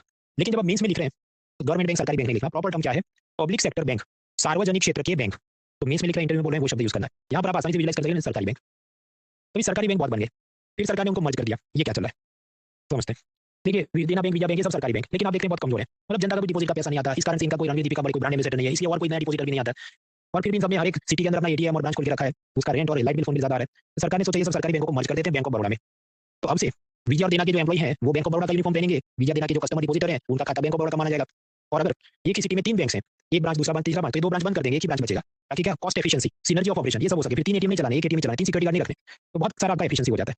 तो कॉस्ट सेविंग और एफिशिएंसी के लिए सरकार ये कदम उठा रही है कि जैसे विजय बैंक और देना बैंक को बैंक ऑफ बड़ौदा में मर्ज कर दिया, ये सब सरकारी बैंक है। और जब भी ऐसा होगा तो जो बैंक मर्ज हो रही है उसके एम्प्लॉय विरोध करेंगे कि भाई नए बैंक में जाएंगे तो हमारा सैलरी, प्रमोशन, सीनियरिटी ये सब खराब हो जाएगा, हमारा नुकसान है। तो सरकार उनको अलग अलग रिफॉर्म या लॉलीपॉप देती है। उसमें एक होता है VRS, that is voluntary retirement scheme. वैसा कि मान लो बैंक मैनेजर का रिटायरमेंट एज हो 60, अब ऐसे 2-3 बैंक मर्ज कर दिया, बहुत सारे ऐसे 55 एज के मैनेजर आ गए और हम 3 में से एक ही ब्रांच रख रहे हैं, तो 2 मैनेजरों का काम नहीं है। तो सरकार उनको ऑफर करेगी कि आप वीआरएस ले लो। वीआरएस मतलब क्या कि वो 55 एज का मैनेजर या क्लर्क है जो 60 पे रिटायर होना था, वो एडवांस में खुद ही इस्तीफा दे दे, रिजाइन कर दे, और सरकार उसको एडवांस में कुछ बड़ी सी रकम दे दी, ये लो 30 लाख 40 लाख, और हम तुमको एक्स्ट्रा लोन भी देंगे ताकि तुम कुछ और नया धंधा शुरू कर देना। तो इसे कहा जाता है वीआरएस, वॉलंटरी रिटायरमेंट स्कीम। इतना एक लाइन में समझ लिया वो काफी है। उसके आगे पीएचडी तभी करनी चाहिए जब पब्लिक एडमिनिस्ट्रेशन आपका ऑप्शनल सब्जेक्ट हो, उसमें एक मॉड्यूल होता है फाइनेंशियल एडमिनिस्ट्रेशन, लेकिन वहां पर भी इसकी पीएचडी का कोई खास काम ही नहीं, एक लाइन में बता दिया काफी। तो जो सरकारी बैंक है, पब्लिक सेक्टर बैंक, उसमें सरकार क्या है, मान लो 22 बैंक है तो बहुत सारे बैंकों का मर्जर कर देंगे, विजया बैंक, देना bank, into bank of Baroda, ये काम हुआ। दूसरा सरकार ये कर रही है कि कुछ बेकार से बैंकों को प्राइवेटाइज कर दो। जैसे एयर इंडिया लॉस में चला था, सरकार ने टाटा को बेच दिया। तो उसी तरह एक सरकारी बैंक थी यूटीआई बैंक, वो सब उसमें स्कैम हुआ था, केतन पारेख खर्च में आता, वो सब लोगों का। सरकार ने कहा ये गौतम सिटी जैसा हो गया, बियॉन्ड सेविंग, इसको अब निकालो, तो बेच दिया तो प्राइवेट प्लेयर्स ने खरीद लिया और अब इसका नाम है एक्सिस बैंक। तो जो यूटीआई है वो पहले सरकारी था, प्राइवेट हो गया एक्सिस बैंक। ऐसा एक और भी आईडीबीआई बैंक, वो सरकारी था, फिर सरकार ने प्राइवेट कर दिया। तो एक तरफ मर्जर हो रहा है, दूसरी तरफ प्राइवेटाइजेशन हो रहा है, कुल मिलाकर ये सब हो जाए तो मान लो पहले 22 सरकारी बैंक थे, अभी मान लो सिर्फ 12 सरकारी बैंक हो, तो क्या हो रहा है, एकत्रीकरण, कंसोलिडेशन। तो government is doing consolidation of the public sector banks. अब प्रश्न ये कौन तय करेगा कि कौन सा सरकारी बैंक बेच देना है और कौन सा दूसरे में मर्ज कर देना है।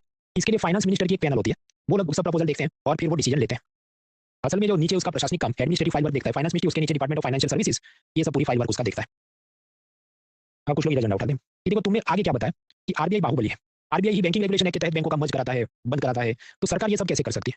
भाई सरकार इसलिए कर सकती है क्योंकि सरकारी बैंक है जिसमें सरकार मालिक है, तो मालिक तो तय कर सकता है ना। बायजूस ने तय किया कि भाई ये जो व्हाइट हेड जूनियर है ये लॉस में जा रहा है, इसको बंद करो, मालिक कैन डिसाइड। तो भारत सरकार को लगा ये यूटीआई बैंक लॉस में जा रहा है, इसको बेच दो, प्राइवेट कंपनी को दे दो, वो उसका एक्सिस बैंक चला लेंगे, या विजय बैंक को मर्ज करके बैंक ऑफ बड़ौदा में डाल दो, ओनर कैन डिसाइड, यस।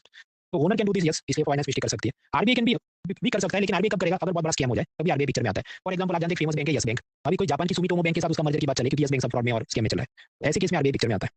खैर, तो कुल मिला के कितने सरकारी बैंक है, देखिए कुछ सरकारी बैंक प्राइवेटाइज हो गए, जैसे यूके का एक्सिस हो गया, कुछ सरकारी बैंक उसको मर्ज कर दिया कि जैसे देना विजय, मैंने आपको बताया एक भारतीय महिला बैंक था वो एसबीआई में चला गया, इसके अलावा state Bank of Mysore, Travancore, Hyderabad ऐसे बहुत सारे थे वो भी एसबीआई में चले गए। तो अभी सिचुएशन ऐसी है कि ऐसे 12 सरकारी बैंक है प्लस एक इंडिया पोस्ट पेमेंट बैंक है, 12 और एक कितना 13 सरकारी बैंक है। हालांकि कुछ बुक्स और क्लासिफिकेशन करने वाले ये बोलते हैं कि देखो ये जो इंडिया पोस्ट पेमेंट बैंक है उसको हम पूरा बैंक नहीं बोल सकते क्योंकि पेमेंट बैंक वालों को लोन देने की मनाही है, they can not give loans, आगे ब्रेक के बाद समझेंगे, इसलिए बोलते नहीं ये तो 13 नहीं 12 ही है, तो समझो 12 या 13 तो है। तो मींस में आपको आंसर राइटिंग करें लिखना there are some 12 to 13 public sector banks in India, बहुत ज्यादा लोन नहीं लेना है क्योंकि समझो कल उठ के इसमें से 4 बना दे सरकार, बाकी सबको मर्ज कर दे, तो आंसर की गलत हो जाएगी। इसलिए एमसीक्यू में यूजुअली यूपीएससी बचेगा, एग्जैक्ट नंबर नहीं पूछेगा, पूछेगा तो यूजुअली वो रॉन्ग के रूप में बना देगा कि देयर आर सपोज 15 सरकारी बैंक इन इंडिया, तो गलत हो जाए क्योंकि उसको पता है कम ही होने वाले, बढ़ने वाले तो है नहीं, तो 12-13 से ऊपर जाएंगे वो सब रॉन्ग है। इस कारण से आप पाते हैं कि कई बार एमसीक्यू में जो नंबर वाला स्टेटमेंट होता है वो गलत होता है। जो आपको गैस मास्टर ट्रिक सिखाते हैं कि डेट नेम नंबर वाले स्टेटमेंट यूजुअली रॉन्ग होते हैं, वो इस कारण से क्योंकि एग्जामिनर सेफ खेल रहा है कि मैं नंबर लिखूंगा गलत हो गया तो इसलिए मैं गलत ही नंबर पहले से लिख देता हूँ। लेकिन ये टोटके कोरोना से पहले चलते थे, कोरोना के बाद वाले एग्जाम में कम चलते हैं, so don't fall into such cheap shortcuts. तो we are done with the सरकारी बैंक्स। इसके बाद थोड़ा पढ़ते हैं फिर ब्रेक लेते हैं। प्राइवेट सेक्टर बैंक पढ़ लेते हैं, कुछ दम है नहीं उसमें। देखिए, आज़ादी के बाद सरकार ने देखा ये सब प्राइवेट बैंक तो स्कैम चल रहा है, गरीबों का काम नहीं कर रहे, तो सबको सरकारी बना दिया। लेकिन सरकारी बना दिया तो फिर सरकारी काम कैसा होता है, लंच ब्रेक चल रहा है, हड़ताल चल रही है, और सरकारी बनने के बाद भी स्कैम हुए बैंकों के अंदर, क्योंकि मिनिस्टर और बिजनेसमैन का सब नेक्स्ट चलता था। ये करते करते जब हम 90s तक पहुंचते हैं तो बैंकिंग सेक्टर में बहुत क्राइसिस और लॉसेस चल रहे थे। तो सरकार ने एक नर्सिंग होम कमेटी बनाई, पहली बार बनाई 91 में रिफॉर्म के लिए, दूसरी बार बनाई 97 में। तो हम पहली बार की अभी बात करें तो नर्सिंग होम ने कुछ इंपॉर्टेंट सजेशन दिए, उसको इंप्लीमेंट किया गया। पहला तो नर्सिंग होम ने ये कहा कि देखो, अगर एसबीआई में 100% मालिकी सरकार की है तो सारे बोर्ड ऑफ डायरेक्टर कैसे होंगे, सरकारी लोग होंगे, सरकार के चलते ऐसे चुटपुटिया नेता जिनको सरकार मिनिस्टर नहीं बना पा रही, तो तुम बैठ जाओ, इसमें स्कैम ज्यादा होने। तो we have to reduce the government control, कि एसबीआई में सरकार की मान लो 60% ही शेयर होल्डिंग हो, तो फिर ये हो सकता है कि 6 सरकारी बोर्ड ऑफ डायरेक्टर और 4 प्राइवेट सेक्टर के एक्सपर्ट को बिठाया हो, तो ज्यादा एफिशिएंटली काम होगा। So government needs to reduce the control and share holding from public sector banks, पहला रिफॉर्म। और उसका ये भी मतलब है कि कुछ बैंकों पर से सरकार संपूर्ण नियंत्रण हटा के प्राइवेट कंपनी को भेज दे, जैसा यूटीआई का एक्सिस हुआ, आईडीबीआई को भेज दिया। सेकंड, ब्रांच एक्सपांशन लिबरल किया जाए। पहले ये था कि मिनिस्टर बस ये कहीं नहीं हमारा अमेठी और रायबरेली में सारे ब्रांच खोलने हैं, और उस कारण से क्या बिजनेस पॉइंट ऑफ व्यू से कहाँ ऑप्टिमली खोलना चाहिए वो काम नहीं हुए। तो आरबीआई ने मतलब नर्सिंग होम ने बोला, फिर आरबीआई ने सब रिफॉर्म किया कि अब से बैंकर को छूटे उधर उसे कहाँ ब्रांच खोलनी है, अमेठी में, वाराणसी में, वो उसकी मर्जी है। शर्त सिर्फ इतनी है कि अगर 100 ब्रांच खोले तो 25 गाँव में खोलने, बाकी 75 उसको जहाँ खोलने खोल सकता है। तो ब्रांच एक्सपांशन को लिबरल किया गया। फिर नरसिंह ने कहा कि देखो, सरकारी बैंक इनएफिशिएंट है तो हमें कुछ प्राइवेट बैंकों को भी लाना चाहिए, कॉम्पिटिशन बढ़े। तो आईसीआईसीआई, एक्सिस, एचडीएफसी ये सब आया। लास्टली उसने कहा कि भारत में फॉरेन बैंक्स को भी अलाउ करना चाहिए, तो वो भी अलाउ हुआ। तो ये सब बड़े बड़े रिफॉर्म नरसिंह होम के चलते हुए, इसलिए नरसिंह होम को बैंकिंग सेक्टर का फादर माना जाता है। उसके बाद और भी कमेटी बनी, जैसे रघुराम कमेटी, रघुराम राजन कमेटी, पीजे नायक कमेटी, उन्होंने भी रेडिकल रिफॉर्म्स तो सुझाए, लेकिन वो कभी अमल नहीं हुए। इसलिए हम ये नहीं कहते Raghuram Rajan is the father of Indian banking system. याद रखना, Narasimham is the father of Indian banking system. Narasimham is a unique case. वो ऐसा कि असल में वो आरबीआई में रिसर्चर या स्टैटिस्टिकल ऑफिसर, ऐसा आरबीआई का ऑफिसर बनकर सिलेक्ट हुआ, फिर प्रमोशन होते होते वो आरबीआई के गवर्नर बने। तो मतलब वो एक्सेप्शनल केस है, वरना आरबीआई का गवर्नर नॉर्मली कौन बनता है, आईएएस बनता है, पिछले 2 बार से तो ये हो रहा है। नहीं तो रघुराम राजन जैसे इकोनॉमिस्ट बनते हैं। आरबीआई का खुद का ऑफिसर आरबीआई का गवर्नर बन जाए, ऐसा ये इकलौता शायद उदाहरण है। इससे पहले भी होगा, मतलब he is a unique case. तो इससे भी बहुत क्या लेना है, यूपीएससी की तैयारी करें, आईएएस नहीं बन सकते, आरबीआई ग्रेड ऑफिसर वगैरह भी सोच सकते हैं, उधर भी आप कम से कम डेप्यूटी गवर्नर ऑफ आरबीआई वहां तक तो लोग पहुंचते हैं फ्रॉम दैट एग्जाम। वहाँ पे दम है, कैरियर मैनेज करना भी आदमी को आना चाहिए। फिर सबसे झगड़ा करके 40 बार ट्रांसफर हो जाए तो उधर तक नहीं पहुंच सकता। ईमानदार होना चाहिए, लेकिन साथ ही साथ एक चीज होती है टैक्ट, ऑफिसर को टैक्टफुल भी होना चाहिए। अभी मैंने आपको बताया सरकारी बैंक थी, फिर धीरे धीरे कहा कि प्राइवेट बैंक्स को भी अलाउ करो 90s के बाद। ऐसा 2-3 राउंड हुआ। पहला राउंड जब हुआ तो कुछ बैंक्स आई 93-95 में, एग्जैक्ट ईयर याद नहीं रखना, समझो 90s में आई। आईसीआईसीआई, यूटीआई पहले सरकारी था, लेकिन फिर आगे एक्सिस बन जाएगा इस जमाने में। और एक्सिस भी समझो नाम उसका 2007 के आसपास रखा, पहले कुछ दूसरा यूटीआई नाम से चलाते थे। आईडीबीआई वो असल में एनबीएफसी टाइप का काम करती थी, फिर उसको बैंक बना दिया, एचडीएफसी, इंडस, डीसीबी वगैरह। फिर इनका बहुत लोड नहीं लेना, एक दो नाम याद रखने कि आईसीआईसीआई और एचडीएफसी 90s में बैंक बने। फिर 2001 में बने कोटक महिंद्रा यस बैंक, इसमें कोटक की चला यस बैंक के वादे हो गए। फिर 2013 में दोबारा लाइसेंसिंग हुआ, उसमें एक बंधन और एक आईडीएफसी, 2 आई, वो ठीक ठाक कर रही है स्मॉल स्केल पे अपना काम। फिर 2013 में एक और सरकारी बैंक बनी जिसका नाम था भारतीय महिला बैंक, किसी भी इधर महिलाओं के लिए बैंक बनाया, लेकिन फिर वो ठीक से चला नहीं, तो इसको तो बंद करके एसबीआई में मर्ज कर दिया। तो this is the growth of banking industry in recent years. अब ये सारे जो चीज हुई वो कैसी हुई कि मान लो 2023 में एपीएफसी मतलब ईपीएफओ में अधिकारी का फॉर्म निकले, आप नहीं भर पाए, तो 2024 में तो भर्ती थी नहीं, अभी 2025 में वापस आई। तो ये तो क्या स्टार्ट एंड स्टॉप है, आप मुंह उठा के जा नहीं सकते, मुझे कमिश्नर बना तो ईपीएफओ का भाई भर्ती निकलनी चाहिए। तो अब तक जो ये प्रोसेस हुई, यू हैड टू वेट कि फॉर एग्जांपल बैंकिंग लाइसेंस का थर्ड राउंड जब हुआ, बंधन आईडीएफसी जब बने, उसमें लास्ट डेट थी कि 1 जुलाई 2013 तक अप्लाई कर देना, फिर उसमें से 2 लोगों के सिलेक्शन हुए, फिर अब तीसरा कोई सोचे तो नेक्स्ट नोटिफिकेशन का वेट करना पड़े। तो अब तक ये सिस्टम थी, just like UPSC exam, you have to wait for notification. 2016 में रिफॉर्म लिया गया, ऑन टैप सिस्टम, मतलब आपको ड्राइविंग लाइसेंस लेना है, आपके 18 साल हो गए, तो क्या आपको फरवरी में नोटिफिकेशन का वेट करना, यूपीएससी नोटिफिकेशन आएगा नहीं, जब इच्छा हो उठा के चले जाओ, उसका एग्जाम दे दो, पेपर और लाइसेंस। 2016 से ऐसा आ गया कि अभी कोई लाइसेंस की एप्लीकेशन का ये तारीख है, ये डेडलाइन ऐसा नहीं है, जस्ट लाइक ड्राइविंग लाइसेंस, आपकी इच्छा हो जाए आरबीआई के ऑफिस में चले जाओ, आपके तो फिर कोई भी उठा के चला देने भी शर्त है, 500 करोड़ का कैपिटल होना चाहिए, वही जा सकता है। हाँ, तो ऋतिक रोशन के मुझे अभी वॉर 2 फिल्म चलेगी कि नहीं चलेगी, रिस्की लगता है, तो बैंक खोल देना है, हाँ तो जाए 500 करोड़ लेके आरबीआई उसको कच्चा लाइसेंस दे दे, फिर वो चला नॉन शेड्यूल बैंक, फिर आरबीआई उसको ऑब्जर्व करे और फिर शेड्यूल बैंक बना दे। So that is the process. अभी इसमें शर्तें होती हैं कि 500 करोड़ होना चाहिए, वो तो एक बात है, लेकिन ये इंडिविजुअल या कंपनी को 10 साल का बैंकिंग फाइनेंस का एक्सपीरियंस होना चाहिए, तब आरबीआई कहेगा ठीक है तुम करो अप्लाई, हम सोचेंगे। देखिए अभी भी लाइसेंस तो किसी को दिया नहीं है, बस सोचेंगे, तुम अप्लाई कर सकते हो, बट देयर आर सम कैवियट्स, कुछ शर्तें। अदानी, रिलायंस, टाटा, ये सब क्या लार्ज कॉर्पोरेट हाउसेस, बड़े औद्योगिक घराने, तो आरबीआई का देखो आप लोग बताओ, मैं आपको लाइसेंस नहीं दूंगा। उसी तरह आईएलएफएस है, वो नॉन बैंकिंग फाइनेंशियल कंपनी, पर 50,000 करोड़, लाखों करोड़ का उसके पास एसेट्स हैं। आरबीआई ने कहा तुम भी मत आओ, तुम सब लोग बहुत अमीर हो, तुमको मैं लाइसेंस नहीं दूंगा, वरना तुम सब सिस्टमैटिक रिस्क क्रिएट करोगे। इसलिए इन सबको मनाई है, they can not apply actually, वरना सब इनके पास भी 500 करोड़ तो होंगे, but they are prohibited from applying. उसके टेक्निकल रूल्स होते हैं कि तुम्हारे पास एसेट्स बहुत ज्यादा है, इसलिए हम आपको अलाउ नहीं करें। फिर इसमें एक एग्जेम्पशन ये है कि पेमेंट बैंक खोल सकता है। पेमेंट बैंक मतलब क्या, जैसे जियो का पेमेंट बैंक है, लेकिन पेमेंट बैंक पे शर्त होती है किसी को लोन नहीं दे सकते, इसलिए स्कैम होने का चांस बहुत कम रहता है। लेकिन जो बड़ा बैंक आपको बनाना है, कमर्शियल बैंक, आईसीआईसीआई, एचडीएफसी ऐसा, तो ऐसा ये लोग नहीं बना सकते। तो this is the present situation.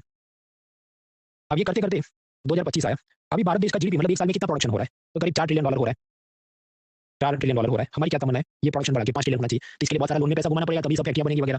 तो अब सरकार और आरबीआई ये सोच रही है कि देखो और बड़े बड़े लोन चाहिए, बड़े बड़े बैंक चाहिए हमको, तो ये तो टाटा, अदानी, ये सब लोग बना सकते हैं। तो ये जो हमने रूल बनाया है कि इनको नई बैंक खोलने देंगे, we not allow them to open banks, इसको थोड़ा लिबरल करते हैं, लेकिन अभी किया नहीं, वो भविष्य में सोच रहे हैं। इसके फायदे भी है, नुकसान भी है, लेकिन वो मेंस का माल है, तो 28 अगस्त से हम लोग मेंस के क्लासेस में पढ़ेंगे। तो should be allowed by Tata to open private banks, वो मामला ऐसा है, वो मेंस में हम लोग देखेंगे। आपके तो अभी तुमने क्यों बताया, क्योंकि ये जुलाई महीने के न्यूज़पेपर में वापस आ गया कि अभी आरबीआई फिर से इस पे सोच रहा है, इसलिए मैंने आपको बताया। Now next topic is foreign banks. Foreign banks भी हम समझते हैं, लेकिन इसको हम ब्रेक के बाद समझते हैं। ब्रेक में आप फिर से एक और क्वेश्चन ट्राई करूँ और एक हिंट में आपको, चलिए ये एसबीआई कब बना याद रखना है, 1955 में। इंश्योरेंस कंपनी वो भी क्या 55 56 में बना। बैंकिंग रेगुलेशन एक्ट कब बना, शायद 49 में।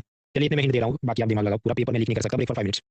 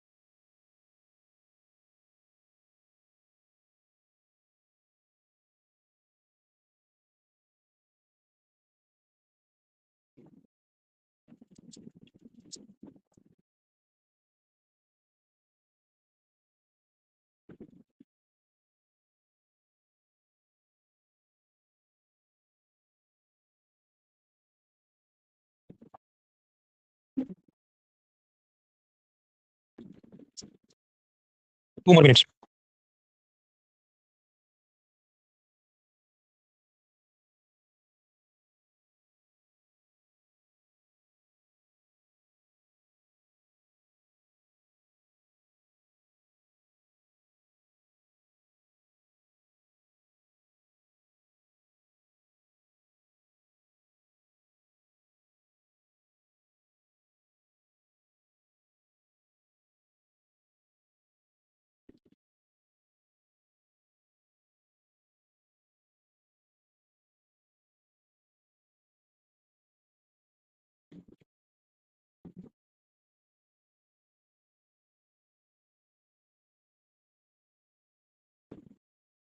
Thirty more seconds.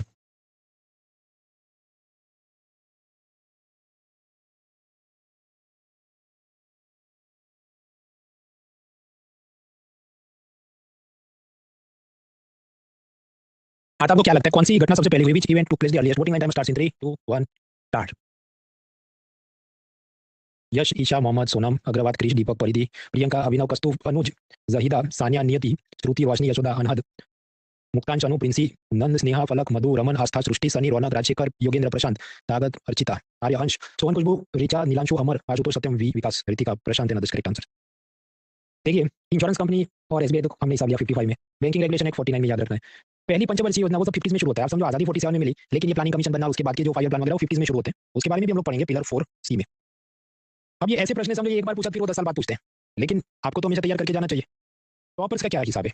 नहीं, हमने कुछ खास पढ़ा नहीं था भाई, बहुत कुछ उसने पढ़ा था, बहुत कुछ वो एलिमिनेट कर पाता है, सेम किताब वो 2 4 बार रिवाइज करता है, इसलिए उसको याद रहता है। यही चीज़ मुझे क्यों याद है, क्योंकि मैं 2 से 3 बार पढ़ रहा हूँ हर साल, तो मेरा तो रिवीजन हो रहा है, आपको भी रिवीजन करना पड़ेगा। अदरवाइज मान लो मैं भी ये 5 साल तक नहीं पढ़ा तो मैं भी भूल जाऊंगा एसबीआई कब था, 55 था कि 60 था, इट कैन हैपन। खैर, हमें बात करनी है फॉरेन बैंक्स की। पहले तो ये समझना है फॉरेन बैंक तो फिर इंडियन बैंक कौन है। इंडियन बैंक का मतलब ये है कि जिसका जन्म भारत में हुआ। जन्म इंसानों का भी होता है, जन्म कंपनियों का भी होता है कि आप कंपनी एक्ट में रजिस्टर करते हैं।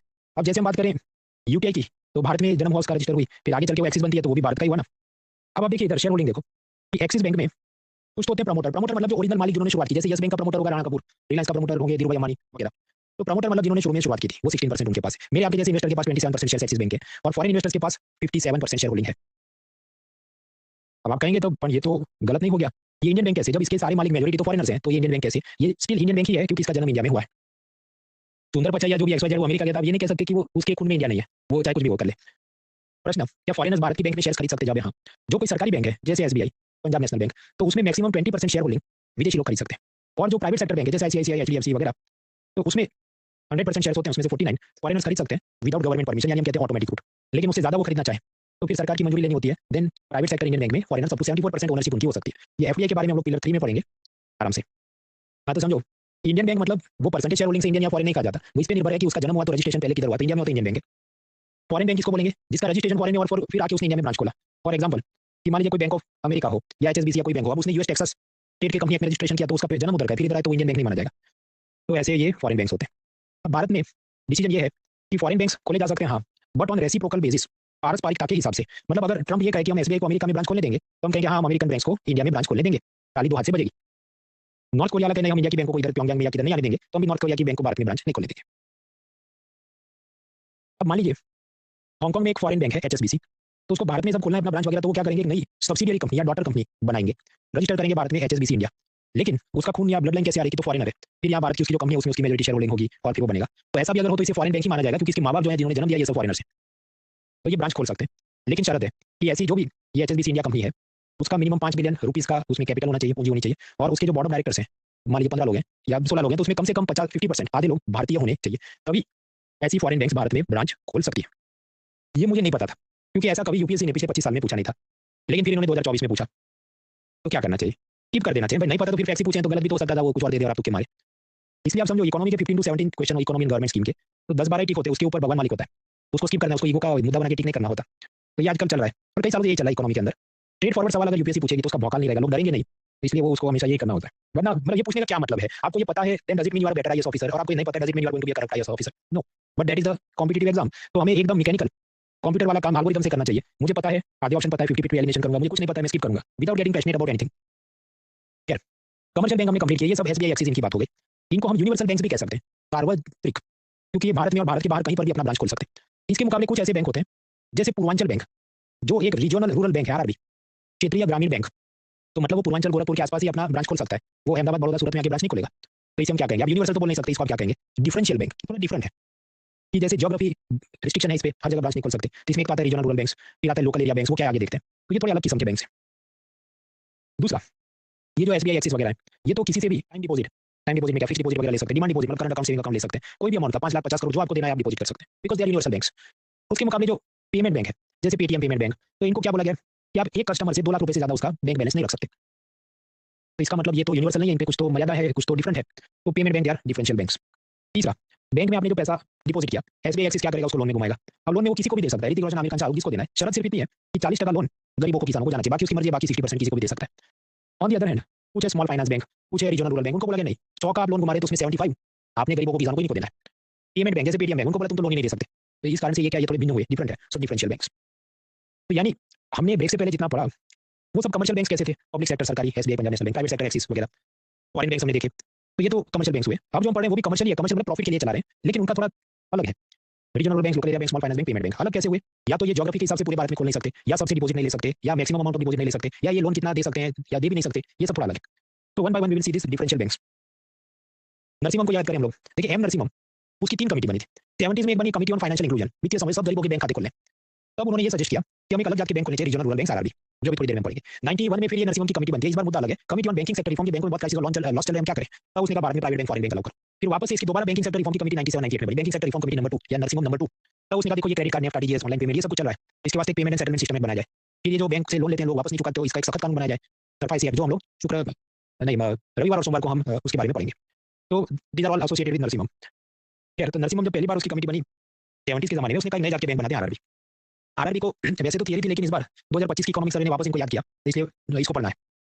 देखिए एक तरफ ये एक्सिस और एसबीआई है, तो ये तो यूनिवर्सल कमर्शियल बैंक है, इसको आरबीआई रेगुलेट करता है under banking regulation act. Yes, on the other hand RRB जैसे पूर्वांचल बैंक है, तो उसका हिसाब थोड़ा अलग है, उस पे बैंकिंग रेगुलेशन एक्ट तो लगता है अलग से, आरआरबी एक्ट 76 का भी लगता है, तो 2 कानून लगते हैं। रेगुलेटर इस तरफ आरबीआई है, पूर्वांचल और आरआरबी का हिसाब ऐसा है कि उनको 2 लोग रेगुलेट करते हैं। आरबीआई तो रेगुलेट करता है, पर आरबीआई के पास इतना भी टाइम नहीं कि ऐसे मान लो 55 आरआरबी हो तो सबको कहाँ रेगुलेट करे, वो इतना स्टाफ नहीं होगा, तो बहुत सारा काम नाबार्ड नाम की दूसरी संस्था को दे दिया है। तो डेली रेगुलेशन नाबार्ड देखता है, बट अल्टीमेट फिर फाइलें चेक कर लेता है आरबीआई। सेकंड, सीआरआर, एसएलआर, ये सब रूल्स मान्य हो तो सबको मान्य। हालांकि आरआरबी के लिए रूल्स थोड़े अलग हो सकते हैं, मान लो इधर एसएलआर 18 इनको छूट दी होगी, तुम 16 रखो। ये सर मतलब जितना डिपॉजिट में और फिर आगे लोन में पैसा घुमा रहे हैं, लोन का 40% गरीबों को किसानों को दो। That is for universal commercial bank. RRB को अलग बोला कि 75% ऑफ योर लोन्स ये सब गरीबों को किसानों को पीएसएल सेक्टर को जाने चाहिए। एडिशनली आरआरबी को ये बोला गया है कि देखो तुम्हारे एरिया में जो भी दूसरे कोऑपरेटिव बैंक है, कोऑपरेटिव बैंक हम लोग कल देखेंगे, उनका क्या लोन रेट चल रहा है। मान लो वो 8% लोन पे बाइक लोन दे रहे हैं, तो आज ये जो रीजनल रूरल बैंक है उन्होंने भी उसके आसपास वाले रेंज में ही लोन के ब्याज दर रखने, बहुत ज्यादा ऊंचे ब्याज दर चार्ज नहीं करने।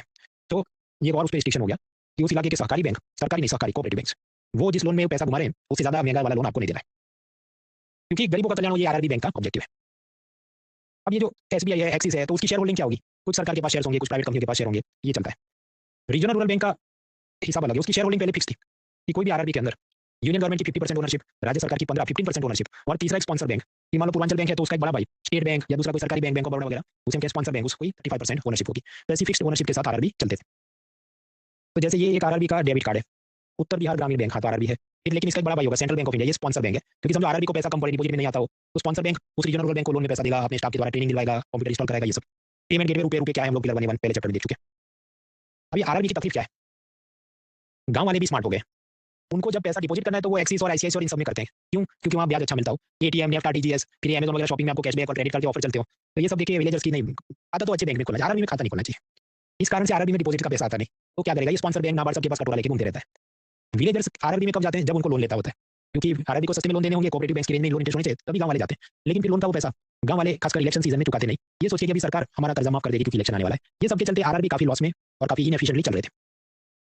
तो अब क्या किया जाए कि देखिए इधर डिपॉजिट तो कमा रहे हैं, तो फिर ये आरआरबी को ग्रो करना है, वो क्या करेगा कि शेयर्स जारी करे मार्केट में और शेयर होल्डर का पैसा लेके आए, और फिर उसकी मदद से वो रणवीर दीपिका किसी को ब्रांड एम्बेसडर बनाए, और फिर जनता को लुभाए, और फिर जनता डिपॉजिट करे, तब डिपॉजिट ग्रो हो, फिर लोन में पैसा घुमाए। तो मतलब डिपॉजिट सीधा नहीं रहा है, कहीं और से पैसा लाना पड़ेगा। तो नाउ रीजनल रूरल बैंक जो 76 में बने, सरकार चाहती है कि इसमें भी मान लो अदानी इन्वेस्ट कर दे और 50 करोड़ और एक्स्ट्रा शेयर कैपिटल दे दे। और अदानी कहेगा शेयर मुझे भाई मैं कहाँ से इन्वेस्ट करूँ, आपका तो शेयर होल्डिंग फिक्स है कि यूनियन 50%, राज्य 15% और स्पॉन्सर बैंक 35, तो आप चाहते हैं मैं 50 करोड़ दूं, लेकिन मुझे तो 10% शेयर होल्डिंग आप दोगे नहीं, आपका कानून ही ऐसा है। इसलिए 2015 में भारत सरकार ने रिफॉर्म लिया, कानून बदल दिया कि अब से यूनियन स्टेट और स्पॉन्सर बैंक की मिलकर 51% ओनरशिप होनी चाहिए, बाकी 49 किसी की भी हो सकती है। तो फिर मान लीजिए अदानी किसी की इच्छा हो जाए, वो इतना एक्स्ट्रा पैसा दे दे और इसका कुछ हिस्सा बन जाए, तो आरआरबी को एक्स्ट्रा कैपिटल मिले, उससे वो रणवीर दीपिका को ब्रांड एम्बेसडर बनाए, जनता को लुभाए, वगैरह वगैरह काम हो सकते हैं। इसे एक और फायदा है कि मान लीजिए पूर्वांचल बैंक और दूसरा और ऐसा कोई आरआरबी हो, दोनों को मर्ज कर देना हो तो भी आसान हो जाएगा, क्योंकि अब शेयर होल्डिंग पैटर्न फ्लेक्सिबल है। ये सब करके मान लीजिए भारत में 55 आरआरबी है, तो सरकार ये सोच रही है कि देखो अब तो फ्लेक्सिबल शेयर होल्डिंग पैटर्न है, तो मर्जर करके इसको कम कर देते हैं कि मान लो अब से 20 आरआरबी को रहने देंगे, बाकी इनएफिशिएंट है उसको भी बैंक देना, बैंक जैसे बैंक ऑफ बड़ौदा में चला गया, ऐसे इधर भी सब आरआरबी का हम लोग मर्जर धीरे धीरे करेंगे। तो आरआरबी इज डन, 76 में ये शुरू होते हैं। Second is local area bank, ये बहुत छोटा टॉपिक है, इसका बहुत लोड नहीं लेना है, मैं आपको बता देता हूँ। 1996 बजट में मनमोहन सिंह फाइनेंस मिनिस्टर थे, तब वो लेके आए नई चीज लोकल एरिया बैंक। मतलब क्या कि वो मान लीजिए लुधियाना में खुला तो उसके आसपास के 3 डिस्ट्रिक्ट तक ही हो सकता है, उसके बाहर वो खोल नहीं सकते, तो ऐसा ये लोकल एरिया बैंक होता है। अब स्वाभाविक ऐसा छोटा छोटा कहाँ चलेगा इतने में, क्योंकि समझ लुधियाना में भी जो लोग हैं वो सोचेंगे कि एसबीआई ऐसा कोई बड़े बैंक में खाता खोलते हैं ना, अमेरिका जाए तो भी हमारा कार्ड चलना चाहिए, तो इट विल नॉट वर्क। खैर इसको बैन नहीं किया, पर इसका कुछ खास ग्रोथ है नहीं, क्योंकि लोकल एरिया बैंक है वो एक जात की नॉन शेड्यूल बैंक है, तो वैसे भी आरबीआई की इस पे काफी सारी पाबंदियां होती हैं, अलग से रूल्स बना के रखते हैं, वो क्या रूल्स रेगुलेशन अपनी एग्जाम में बहुत काम का नहीं, सफिशिएंट 3 डिस्ट्रिक्ट तक ही फैला सकते हैं इसको। तो ये करते करते 4 लोकल एरिया बैंक ही बचे, बाकी सब तो बंद हो गए, और उसमें भी एक कैपिटल लोकल एरिया बैंक का उसने आगे अपना स्मॉल फाइनेंस बैंक का लाइसेंस बना दिया, तो ये सब जनरल नॉलेज कुछ काम का नहीं, सफिशिएंट होगी कि लाइक लास्ट ईयर बैंडर कुछ बचा ही नहीं है, अब खत्म होने पाए। तो that is local area bank. अब आगे आता है small finance bank and wholesale bank. Small finance bank and payment banks and wholesale banks. Small finance bank अलग जात के कैसे हैं, लेट मी ज़ूम इन। उनको ये बोला देखो जितना भी लोन में पैसा घुमाते हो उसका 40% तो पीएसएल गरीबों को किसानों को देना है, एडिशनली तुमने और 35% भी गरीबों को किसानों को जो ठीक लगे उसको देना है, तो 40 + 35 कितना 75% of your loans must go to all this weaker section and PSL categories.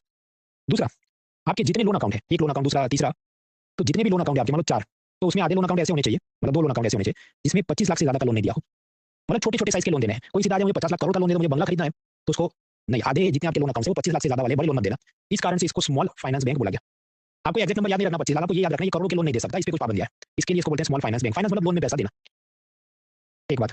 फिर पेमेंट बैंक जैसे पेटीएम, एयरटेल पेमेंट बैंक, इनको बोला तुम किसी को लोन दे नहीं सकते, तो लोन किसी को दे नहीं सकता, मतलब जीरो लोन, तो इस पे 40% भी पीएसएल होता है, जब जीरो या ना इस पे कोई पीएसएल है ही नहीं।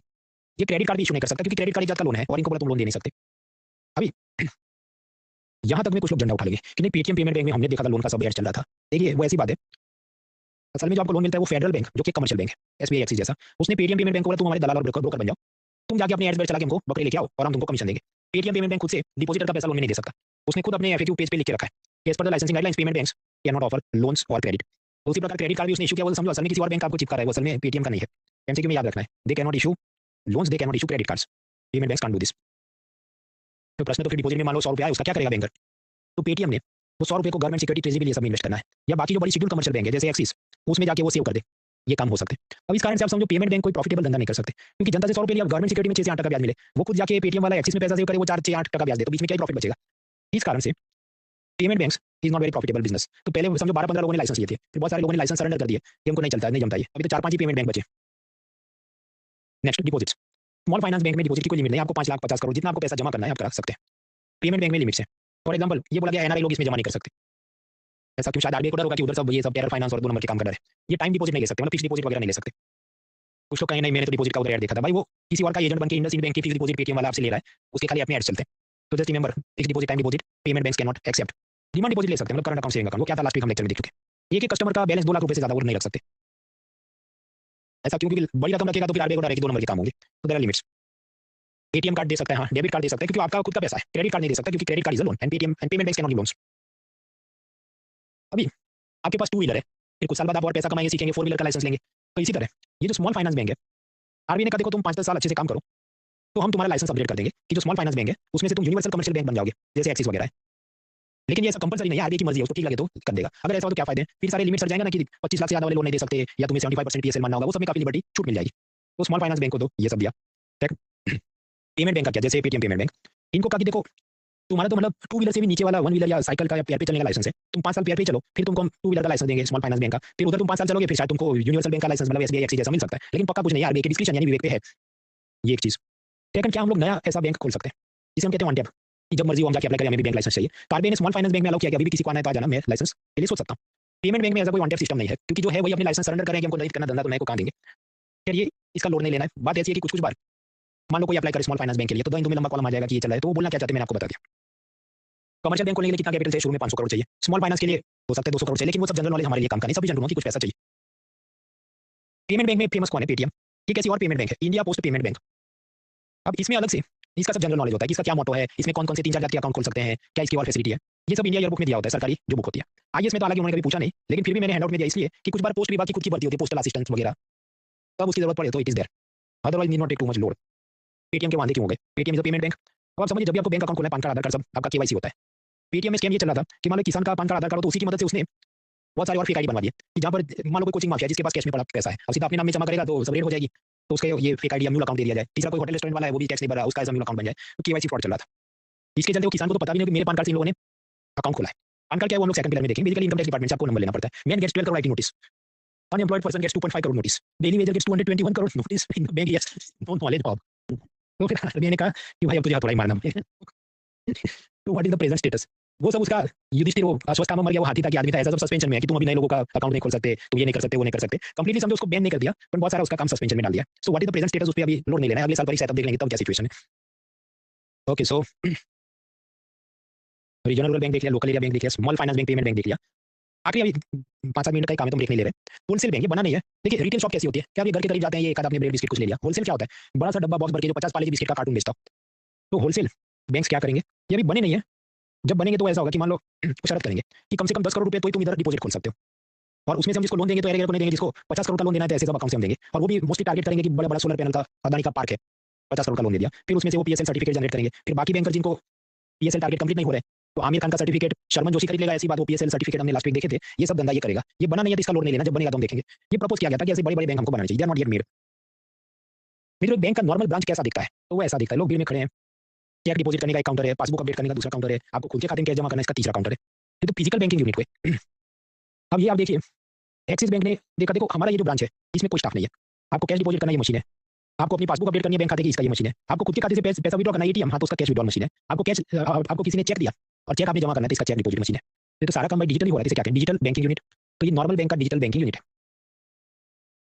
आप जानते हैं आजादी के 75 ईयर्स हुए, तो स्वाभाविक है फाइनेंस मिनिस्ट्री आरबीआई की कुछ 75 के आसपास करते हैं, तो ऐसे 75 डिजिटल बैंकिंग यूनिट खोले गए। तो एक्सिस मान लो 5 यूनिट खोले, एसबीआई कुछ करे, तो डेली कुछ ना कुछ उद्घाटन दिन काटी जाएंगे। तो इंडियन एक्सप्रेस और द हिंदू ने ये बोला कि देखो अब से जिंदगी में माँ बाप, भाई बहन, पति पत्नी, ये सब काम के नहीं है, ये जो डेली डिजिटल बैंकिंग यूनिट खोल रहे हैं यही काम के हैं, और 100 में से 100 सवाल इसी के आएंगे, और करंट अफेयर्स पीडीएफ वाले इस पे पेज पे भर के जो दें, तो आपको पीएचडी करनी है, डोंट वेस्ट टाइम, एक लाइन में मैंने बता दिया, काम खत्म। तो जिसके पास ऑलरेडी लाइसेंस है बैंक का, एक्सिस, एचडीएफसी, वो डिजिटल बैंकिंग यूनिट खोलते हैं, खोल सकते हैं, आरबीआई ने अलाउ किया है। आपको ये तो बोलने की बात है कि कोई स्टाफ नहीं, इधर कोई चौकीदार, सिक्योरिटी गार्ड कोई तो होगा, वरना ये सब तोड़फोड़ हो जाएगी, बट देयर नहीं, ये तो स्टाफ वगैरह का, बिना स्टाफ का हमारा ब्रांच। नीति आयोग को सपना आ गया कि देखो नए जात के बैंक बनाते हैं, जैसे स्मॉल फाइनेंस बैंक, आरबीआई ऐसा नए जात का बैंक, जिसको हम नियो बैंक या फुल स्टैक डिजिटल बैंक, कि जिसका कोई फिजिकल ब्रांच हो ही नहीं, कोई ऑफिस हो ही नहीं, सब हवा में, क्लाउड में, ऐप में ही पूरा बैंक चलता। ऐसा हम नया कुछ करें। आप समझिए, फर्क है। डिजिटल बैंकिंग यूनिट का भी ऑफिस तो है, एड्रेस आप बोल सकते हैं चंडीगढ़ सेक्टर 40। नियो बैंक ऐसा होगा, वो क्लाउड में ही होगा, हवा में, आप सिर्फ उसका डिजिटली एक्सेस कर सकते हैं। अब ये सब जब उसने सजेस्ट किया था, आरबीआई ने हाथ जोड़ दिया कि मालिक बख्श दो हमको, ये सब कुछ करने की जरूरत नहीं है, ऑलरेडी जो बैंक है वो ऑनलाइन सर्विस, एक्सपीरियंस, यूपीआई सब चल रहा है, तो we are not going to give licence to this new type of banks. RBI का क्लियर कट इसमें स्टैंड है। तो do not make khichdi. Digital bank का बैंकिंग यूनिट और डिजिटल यूनिट, नॉर्मल बैंक का डिजिटल बैंकिंग यूनिट वो तो है, मशीन वगैरह रख दिया, फिजिकल एड्रेस है। नियो बैंक या फुल स्टैक बैंक तो बने नहीं है, वो ऐसा कि वो पूरा ऑनलाइन होगा, जैसे आने के लिए पूरा ऑनलाइन क्लास है, ऐसी बात है। अब भारत में कुछ स्टार्टअप है, उनको ऐसे नियो बैंक खोलने हैं, आरबीआई ने तो ना बोल दिया, तो ये क्या करेंगे? प्रेशर बनाएंगे तो उसके लिए पीआर पेड जर्नलिस्ट ट्विटर वगैरह पे पैसे खिला दो किसी को, इन्फ्लुएंसर्स को, और अपना सब अलग अलग कि ये हो सकता है वो हो सकता है, क्लिक बेट टाइप का सब कंटेंट जनरेट करेगी। इसके क्या फायदे, आरबीआई को क्यों करना चाहिए, वो हवा बनाएंगे ताकि या तो आरबीआई परमिशन दे दे, या तो जो फॉरेन इन्वेस्टर है वो ये नियो बैंक वालों को कुछ पैसा दे दे, but for MCQ we have to accept कि this is not allowed by RBI. तो आपको ये कबूल करना, याद रखना है। मुझे एक बार एक स्टूडेंट ने कहा कि नहीं ये तुम गलत पढ़ा रहे हो, क्योंकि मैं खुद एक नियो बैंक में काम करता हूँ, तो तुम तो गलत पढ़ा रहे हो, नियो बैंक तो है। तो ऐसी बात है मित्रों, ब्यूटी पार्लर वाला बोर्ड लगा दे कि हम ब्यूटी क्लिनिक चला रहे हैं, तो क्या आप ये कहेंगे कि जो नेशनल मेडिकल कमीशन है, उससे पहले क्या था मेडिकल काउंसिल ऑफ इंडिया, उसने उसको डॉक्टर वाले क्लिनिक का लाइसेंस दिया नहीं? तो बोर्ड तो कोई भी चिपका सकता है, हमारा नियो बैंक है, उससे ये नहीं बोल सकते कि आरबीआई ने उसको डिपॉजिट लोन वाला लाइसेंस दिया है। तो इस कारण से ऐसे न्यूज़ में आर्टिकल से भ्रमित नहीं होना है। हैंडआउट में हम जो पढ़ रहे हैं वो एग्जाम ओरिएंटेड हम पढ़ रहे हैं। आप ये इधर उधर टिक टिक करेंगे, आपका जवाब गलत होना है। क्या तो आज के लिए हमने क्या पढ़ा, let's recap and then conclude. देखिए, बैंक के अंदर commercial bank, private bank, public sector bank, foreign bank देखिए, थोड़े अलग जाके bank, regional bank, local bank, small finance, payment bank देखिए। पेमेंट बैंक किसी को लोन या क्रेडिट कार्ड नहीं दे सकते, इधर तक देखा। कल हम लोग देखेंगे कोऑपरेटिव बैंक, वो थोड़े अलग है। फिर हम देखेंगे AIFI, all India financial institution, EXIM, NABARD, सीबी वगैरह। फिर हम देखेंगे एनबीएफसी प्राइमरी डीलर वगैरह। तो कल ये खत्म हो जाएगा। मतलब आप समझिए, let me go back to the schedule. इसका बैकलॉग होने मत देना। आज क्लास है, कल क्लास है, कल हैंडआउट खत्म, शनिवार को क्लास नहीं, क्योंकि मैंने टेस्ट रखी इसी हैंडआउट की, तो तब तक इसको पढ़ के खत्म कर देना। फिर इसको सीधा मान लो दिसंबर नवंबर में फाइनल 100 क्वेश्चन की टेस्ट है, तब एक बार रिवाइज करना है, और फिर सीधा मई महीने में एक बार रिवाइज करना है जब असल एग्जाम करीब हो। उसके बाद 5वीं 10वीं 15वीं बार रिवाइज किया, समझो उससे ज्यादा एमसीक्यू सॉल्व होनी नहीं है, क्योंकि ज्यादा एमसीक्यू यूपीएससी पूछती भी नहीं है इस पर्टिकुलर सेगमेंट से। तो don't let the backlogs build up. ये अपना शेड्यूल है, तो परसों टेस्ट होगी सीधी, तो फिर बोलना मत कि बताया नहीं, मैंने आपको बता दिया। आई लर्न द क्लास, कल मिलते हैं, इसके कुछ पीवाई की भी सॉल्व करेंगे। Good night.